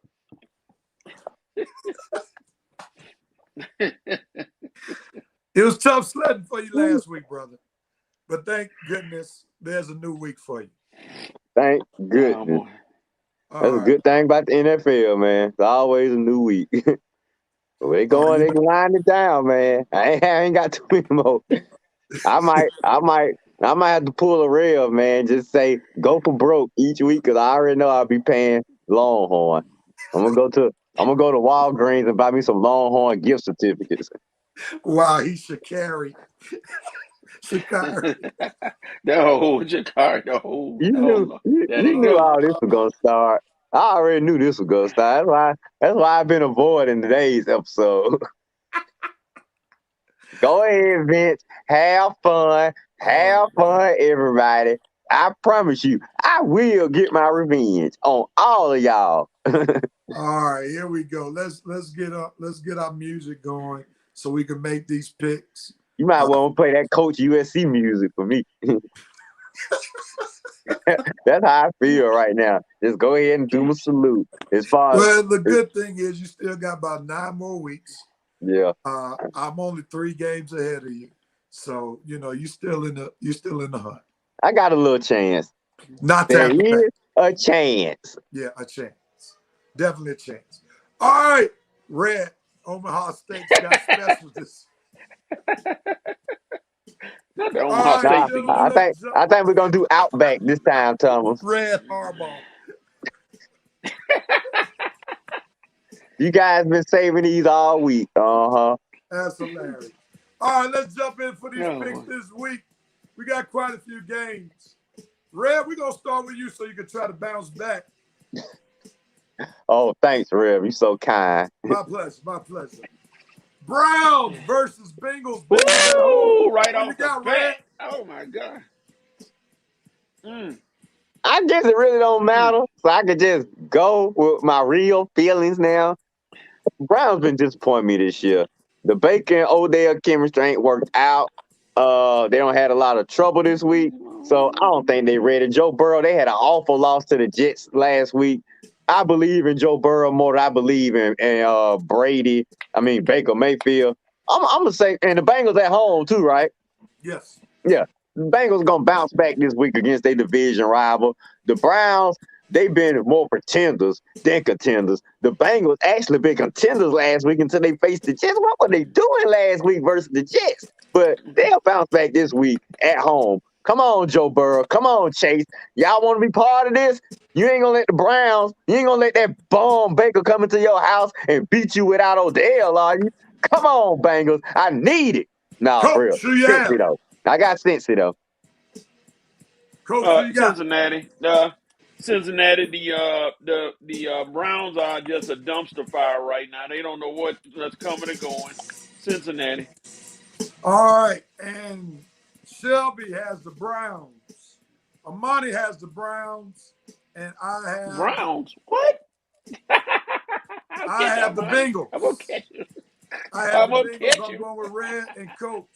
So we already see there's going to be some movement in the standings next week. Coach, it's on you. Broncos versus Who did Cowboys. Shelby have? Dallas is at home, and Dak Prescott is scheduled to play. Who you got, Coach? A lot in me wants the upset to take place, but I think the Cowboys are still on a roll. Unfortunately, I'm gonna go with the Cowboys. I'm gonna go with the Cowboys as well, especially since they had that impressive win with their backup last week, and I don't think the Broncos can score enough points to stick with the Cowboys. So I'm going with the Cowboys as well. Shelby and Armani are going with Cowboys. Red, who you going with? You know I ain't going with no Denver. It's unanimous. Cowboy, Cooper Rush, or Dak will beat both of them. All right, on to the next game. Patriots versus the Panthers in Carolina. Both of them are coming off impressive victories. The Panthers did play the lowly Atlanta Falcons. I'm going with the Patriots to go on the road to shut down the Carolina Panthers, especially if Sam Darnold will not play because he got his bell rung last week being stupid, running that ball without diving against the Falcons, and he learned a valuable lesson. Hopefully, I'm going with the Patriots, and Shelby's going with the Patriots. Armani's going with the Patriots. What say you, Red? Going with the Patriots. They are this close to being a team that Belichick can win with again. I mean, Mac Jones, the 49ers going to look back and realize they made a huge mistake. Boy, they make a huge mistake. Coach, who you got? Mac Jones, Patriots. Patriots all the way around. All right. Vikings and the Ravens. It's on the Sports Bay. She has the Ravens. Armani has the Ravens. Red, who you got? Baltimore, they had a bad loss against no, they didn't. That was 2 weeks ago. They lost to Cincy. They were off last week, weren't they? They had a bye week, right? I think so. Yeah. They said bye. They said bye. Yeah, the Ravens are bounced back because 2 weeks ago, before they bye week, they lost to Cincy, and they're gonna say hello to the Vikings this week, Coach. So, hello Vikings, you're about to lose to the Ravens. Coach, who you got? Go Vikings, but the Ravens gonna win. Exactly. I wish the Vikings would. They let me down last week against Cowboys. I ain't no way they're gonna beat the Ravens. Yeah. Yeah. Nice. They got beat by Cooper Rush. Exactly. I'm making a unanimous. I'm going with the Ravens as well. On to the next game. It's on Armani. Chargers versus the Eagles. He's rolling with the Chargers. Who do you have, Red? I got the Chargers. The Eagles, they won last week, but they weren't playing anybody. Jalen Hurts still looking inaccurate. If he not running the ball or they not running the ball, even though Chargers run defense ain't that good, I still say Herbert's gonna make a few more plays than Jalen Hurts. Chargers gonna bounce back and get this win right here. Coach, on you. Chargers. I'm rolling with the Chargers as well, and the Sports Bay has the Chargers as well. On to the next game. Cardinals versus the 49ers. And it is on Red. Who you got? Well, I was hearing some rumblings about Kyler Murray being unavailable this week, but when I think about it, Kyler Murray or Colt McCoy, I'm still taking. I ain't got no trust in Kyle Shanahan or his Niners anymore. I think he's closer to being fired than he's close to getting his team to winning anything right now. That was a bad decision that you made with the third pick of the draft, and you're gonna pay for it. And the Cardinals are gonna prove why you're gonna keep paying for it. The Cardinals, with or without Kyler Murray, win this game. Coach, Cardinals. any commentary? I mean, 49ers got one of the best wide receivers in the league, Deebo Samuel, but who gonna throw to him? Which one of those quarterbacks playing? I don't know. Arizona's angry. They lost J.J. Watt, but that don't mean anything. They just pick right back up. They got Chandler Jones back. Who's the this game is in San Fran. The Cardinals are coming off a loss. Kyle Don't do it, Shanahan Rev. needs a W. Don't do it, Rev. Go ahead, Rev. Pull yourself back up. Well, go ahead, Rev. I'm going to go with the 49ers, man. I'm going to go with the 49ers. I was the only one on record who picked the Saints over the Bucs. I was on record. Yeah. So I'm gonna go with the 49ers to win at home. Especially you also, to win those. Hopkins is battling a hamstring injury. So I'm gonna go with the 49ers to win at home. Give me the 49ers. Okay. Sports Bay is going with the Cardinals, and Armani's going with the Cardinals. No, she don't take no chances. Maurice Throw, I don't know, man, if that's a good compliment, because sometimes you be making those choices, all them Floridian choices, be in left field. But I'll take it for today. Thank you, sir. All right, next game. Coach, you up. Falcons versus Saints. They playing in New Orleans. Yeah. I know Saints. Falcons. I'm not surprised Taysom Hill, the quarterback. Falcons rise up, but no, Saints. I'm going with the Saints as well. No Calvin Ridley. And now you got a great defense to pile up on Kyle Pitts. So I'm definitely going with the Saints as well. And I'm an emotionalist Falcons fan. Just let everybody know that. So I don't mind going with the Saints. We see that Shelby and Armani both have allowed their fandom to overtake them. They're both going with the Falcons. Red? Yes, I'm gonna catch you, Armani. Are you allowing your Falcon to overtake you in this game? You go with the Falcons.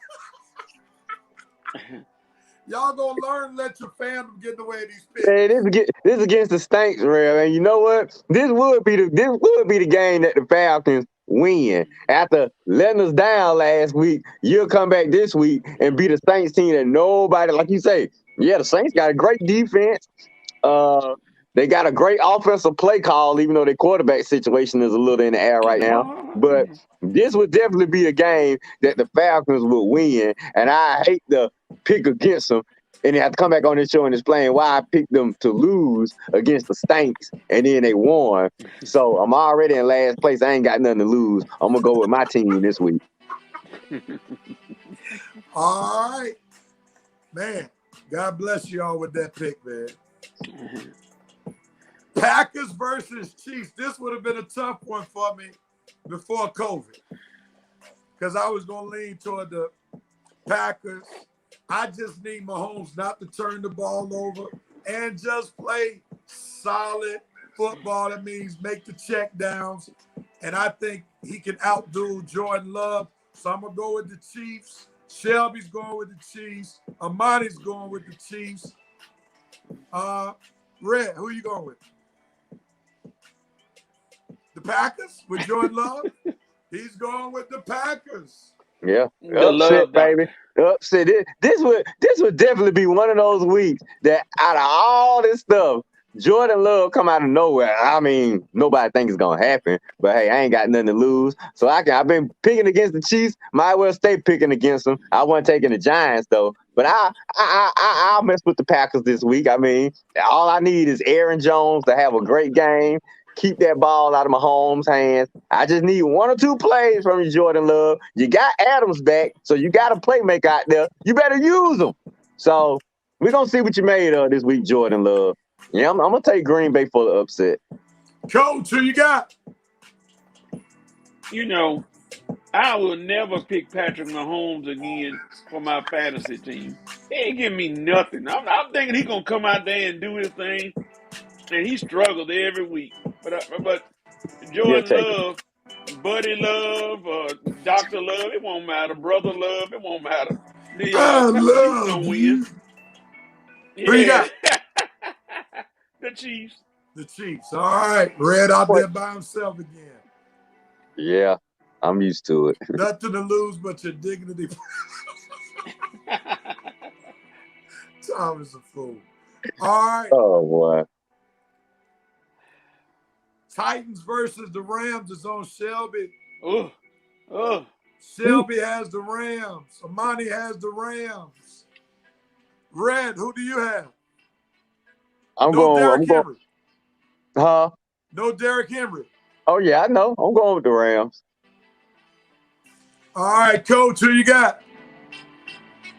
Rams. Ryan Tannehill don't have Derrick Henry, and he don't know what Julio gonna show up. Rams. And I'm making it unanimous with the Rams. And the last game on the docket goes to Armani. He's going to make his daddy proud. He's going with the Steelers. There you go. Red, who are you going with, Steelers or Bears? I'm going with the Steelers. That was a good win they got last week. They ain't finna let no rookie come on their home field and beat him. Not with that defense. Not with that coach. No way. Steelers. Coach, tell us why the Steelers are going to win. Because they going back to the color rush uniforms, baby. The best uniform in football. I love it. They got the all black. And then plus, the Steelers are that team. They just sneaking up on everybody with this weak part of the schedule. You get these easy wins. And yes, they are. Because nobody's still not giving respect. They're still like number 15 or 16 out of the league. I got my eye on them. Okay. I say, they started off as that bad team, but Coach, I keep telling you, every time you think the Steelers are done, they always figure out a way to stay around, stay relevant to where I wouldn't be surprised if they come up and they win at the bench. I'm just saying they're gonna be right in the middle of things, whether they can mess it up for another team or sneak in the back of the playoffs themselves. So they ain't sneaking. I mean, I'm watching them. I'm just letting you know I'm watching them. And other football folks are watching them too. That Browns-Bengals game is going to be real interesting if the Browns, even though I picked the Bengals, the Browns sneak up and beat them. That's going to be real interesting. Of course I'm going with the Steelers. I don't think they're going to lose at played home. Cincy yet? They lost to Cincy already. They lost to Cincy. Okay, that was at home or in Cincy? In Cincy. So they need a little okay, so Cincy still got to come to Pittsburgh, Coach. So I'm saying, look, all the big important games, Cincy, they still got to come to Pittsburgh. And until one of these teams beat them in Pittsburgh, I'm not a believer. I got to see them beat them in Pittsburgh. And then I'll say, okay, maybe this team ready. But if Cincy still got to come there, if Cleveland just got beat there, Ravens, have they came there yet? No, they haven't even played the Ravens yet. They ain't even played the Ravens. Yeah, man, Pittsburgh is still in this thing, man. I'm not. You'd be a fool to count them out, and I ain't counting them out, especially after that speech. I take that back. The Bengals did beat them in Pittsburgh. I'm sorry, they did. I thought it was in Cincinnati, but it is. Oh, look, you still got to play them twice, so we'll see. Yeah. We'll see. After that speech Mike Tomlin gave last week, the Pittsburgh Steelers are gonna be here to stay. Look at Dante. Steelers won't win and may not make playoffs. You better worry about Carolina. Dude, wait a minute. Dante, how are you talking about Pittsburgh? You a Carolina fan. A Carolina fan can't talk about no Steelers, okay? They got 6 rings. Y'all got 0. They're a respected team. Y'all got who is quarterback? So, please, all Carolina fans, zip it and you only beat the Falcons last week. I won't allow this to happen next week. Y'all will not start engaging in discussion before I make my pick next week. All right. Oh, man, Rev, how you doing over there? I mean, you all had a chance to make your pick, then go into a full-fledged discussion before I even make my pick. I just want to let y'all know this. You know how coach is on. Again. You know how coach is on his feelings now. In your spirit, there will be a mute in your spirit. But I'm gonna go with the Steelers as well to make it unanimous. He said, "I didn't respect them, coach. They just won't make the playoffs." Oh, the Panthers gonna make the playoffs almost every year, partner. Yeah, what else? Oh yeah, Rev, I got breaking news. What is that? Missouri 3, Georgia nothing. Until they actually start the game now. It's 16-3, Georgia. I was about to say, coach, because I'm here watching the game. Like, what game are you watching? All right, gentlemen, let's get ready to put a bow on this wonderful show that we had on today. And you know how we close out the show every week. You have the right. So who has the right to do what, when, where, and how? Who wants that first? Coach, you want to go? Armani, you have the right to still have, we're praying for you, but when you come in the studio next week, you have the right to try to maintain your sad face because I'm about to catch you, brother. Get ready. Dang, coach talking trash to a man who's live. What's this college? Is this college or NFL? Talking about NFL. Oh, okay. Well, since I'm looking at the Bulldogs, I guess I'll stay with that. Bulldogs, you have the right to keep this train going. Braves handle their business. You got to handle your business coming up. You're the number one team in the nation, and we're trying to get past the choke jobs and the letdowns in this state. You're the number one team. We expect you to be the number one team at season's end. So keep winning today and keep winning on in the future. We expect you to be the world champs. Go Dogs. Man. I took yours, real? Nah. Atlanta Falcons, you have the right to just be the trash that you all are. And real? Come on, man. Real, now look how people gonna stay on you, man. That's why they be giving you a hard time, real. He just be clowning them, man. For no, I understand the Matt Ryan clowning, but you clowning the whole team. I mean, the team is trash, man. I mean, let's everybody, you get cuckoo. You got coach laughing at us, man. You're going cuckoo for Cocoa Puffs because they beat the Jets, the Giants, and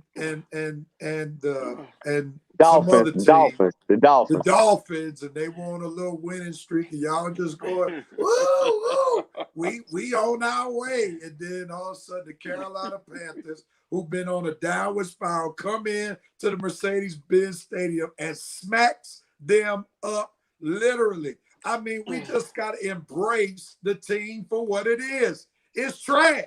And it's going to remain trash as long as Matt Ryan is the head of the team. So until we get a reason to get excited about the future, we just have to embrace as Falcons fans the trash that they will remain. And that's what I've done. And that's why I call myself an emotionless Falcons fan, because I have embraced what the Falcons are. They're trash. And just like I said on Facebook, I said on this show here in Atlanta, all the retail stores, they need to take down Falcons gear, put it on clearance, or make it BOGO and make more room to put championship clothing on the racks. Matter of fact, they need to find somewhere where they can donate 2 jerseys. Find a local shelter. Find anywhere where they can donate Matt Ryan's jersey. Because I got one you can donate. I got one to throw in that donation.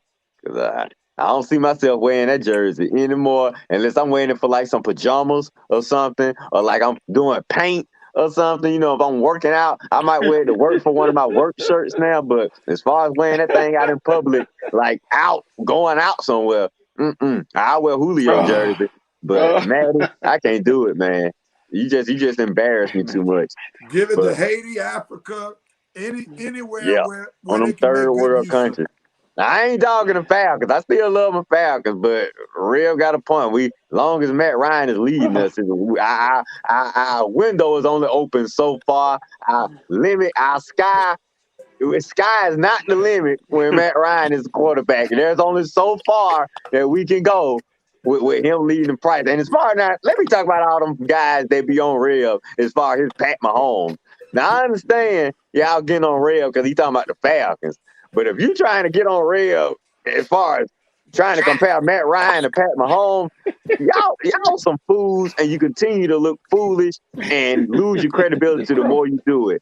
Matt Ryan and Pat Mahomes ain't no comparison. Nobody would take Matt Ryan over Pat Mahomes. So if that's going to be your argument, guys, the guys who be debating Rev in the various debates, please change your argument. Because if you're trying to defend Matt Ryan and clown Pat Mahomes or any other quarterback that won the ring, you look foolish, and really, I lose a lot of sports respect for you. So don't cause me to lose respect for you. Try to stay credible in your sports debates. Please stop comparing Matt Ryan to quarterbacks who have won rings. Stop posting stats up with Matt Ryan and other quarterbacks who have won rings, okay? The rings for the quarterback position matter.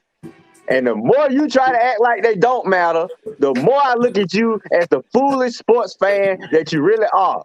I'm a realistic sports fan. I have love for my team, but that's as far as it goes. I get realistic about players, and like Rev, you got to lose some emotion in this now.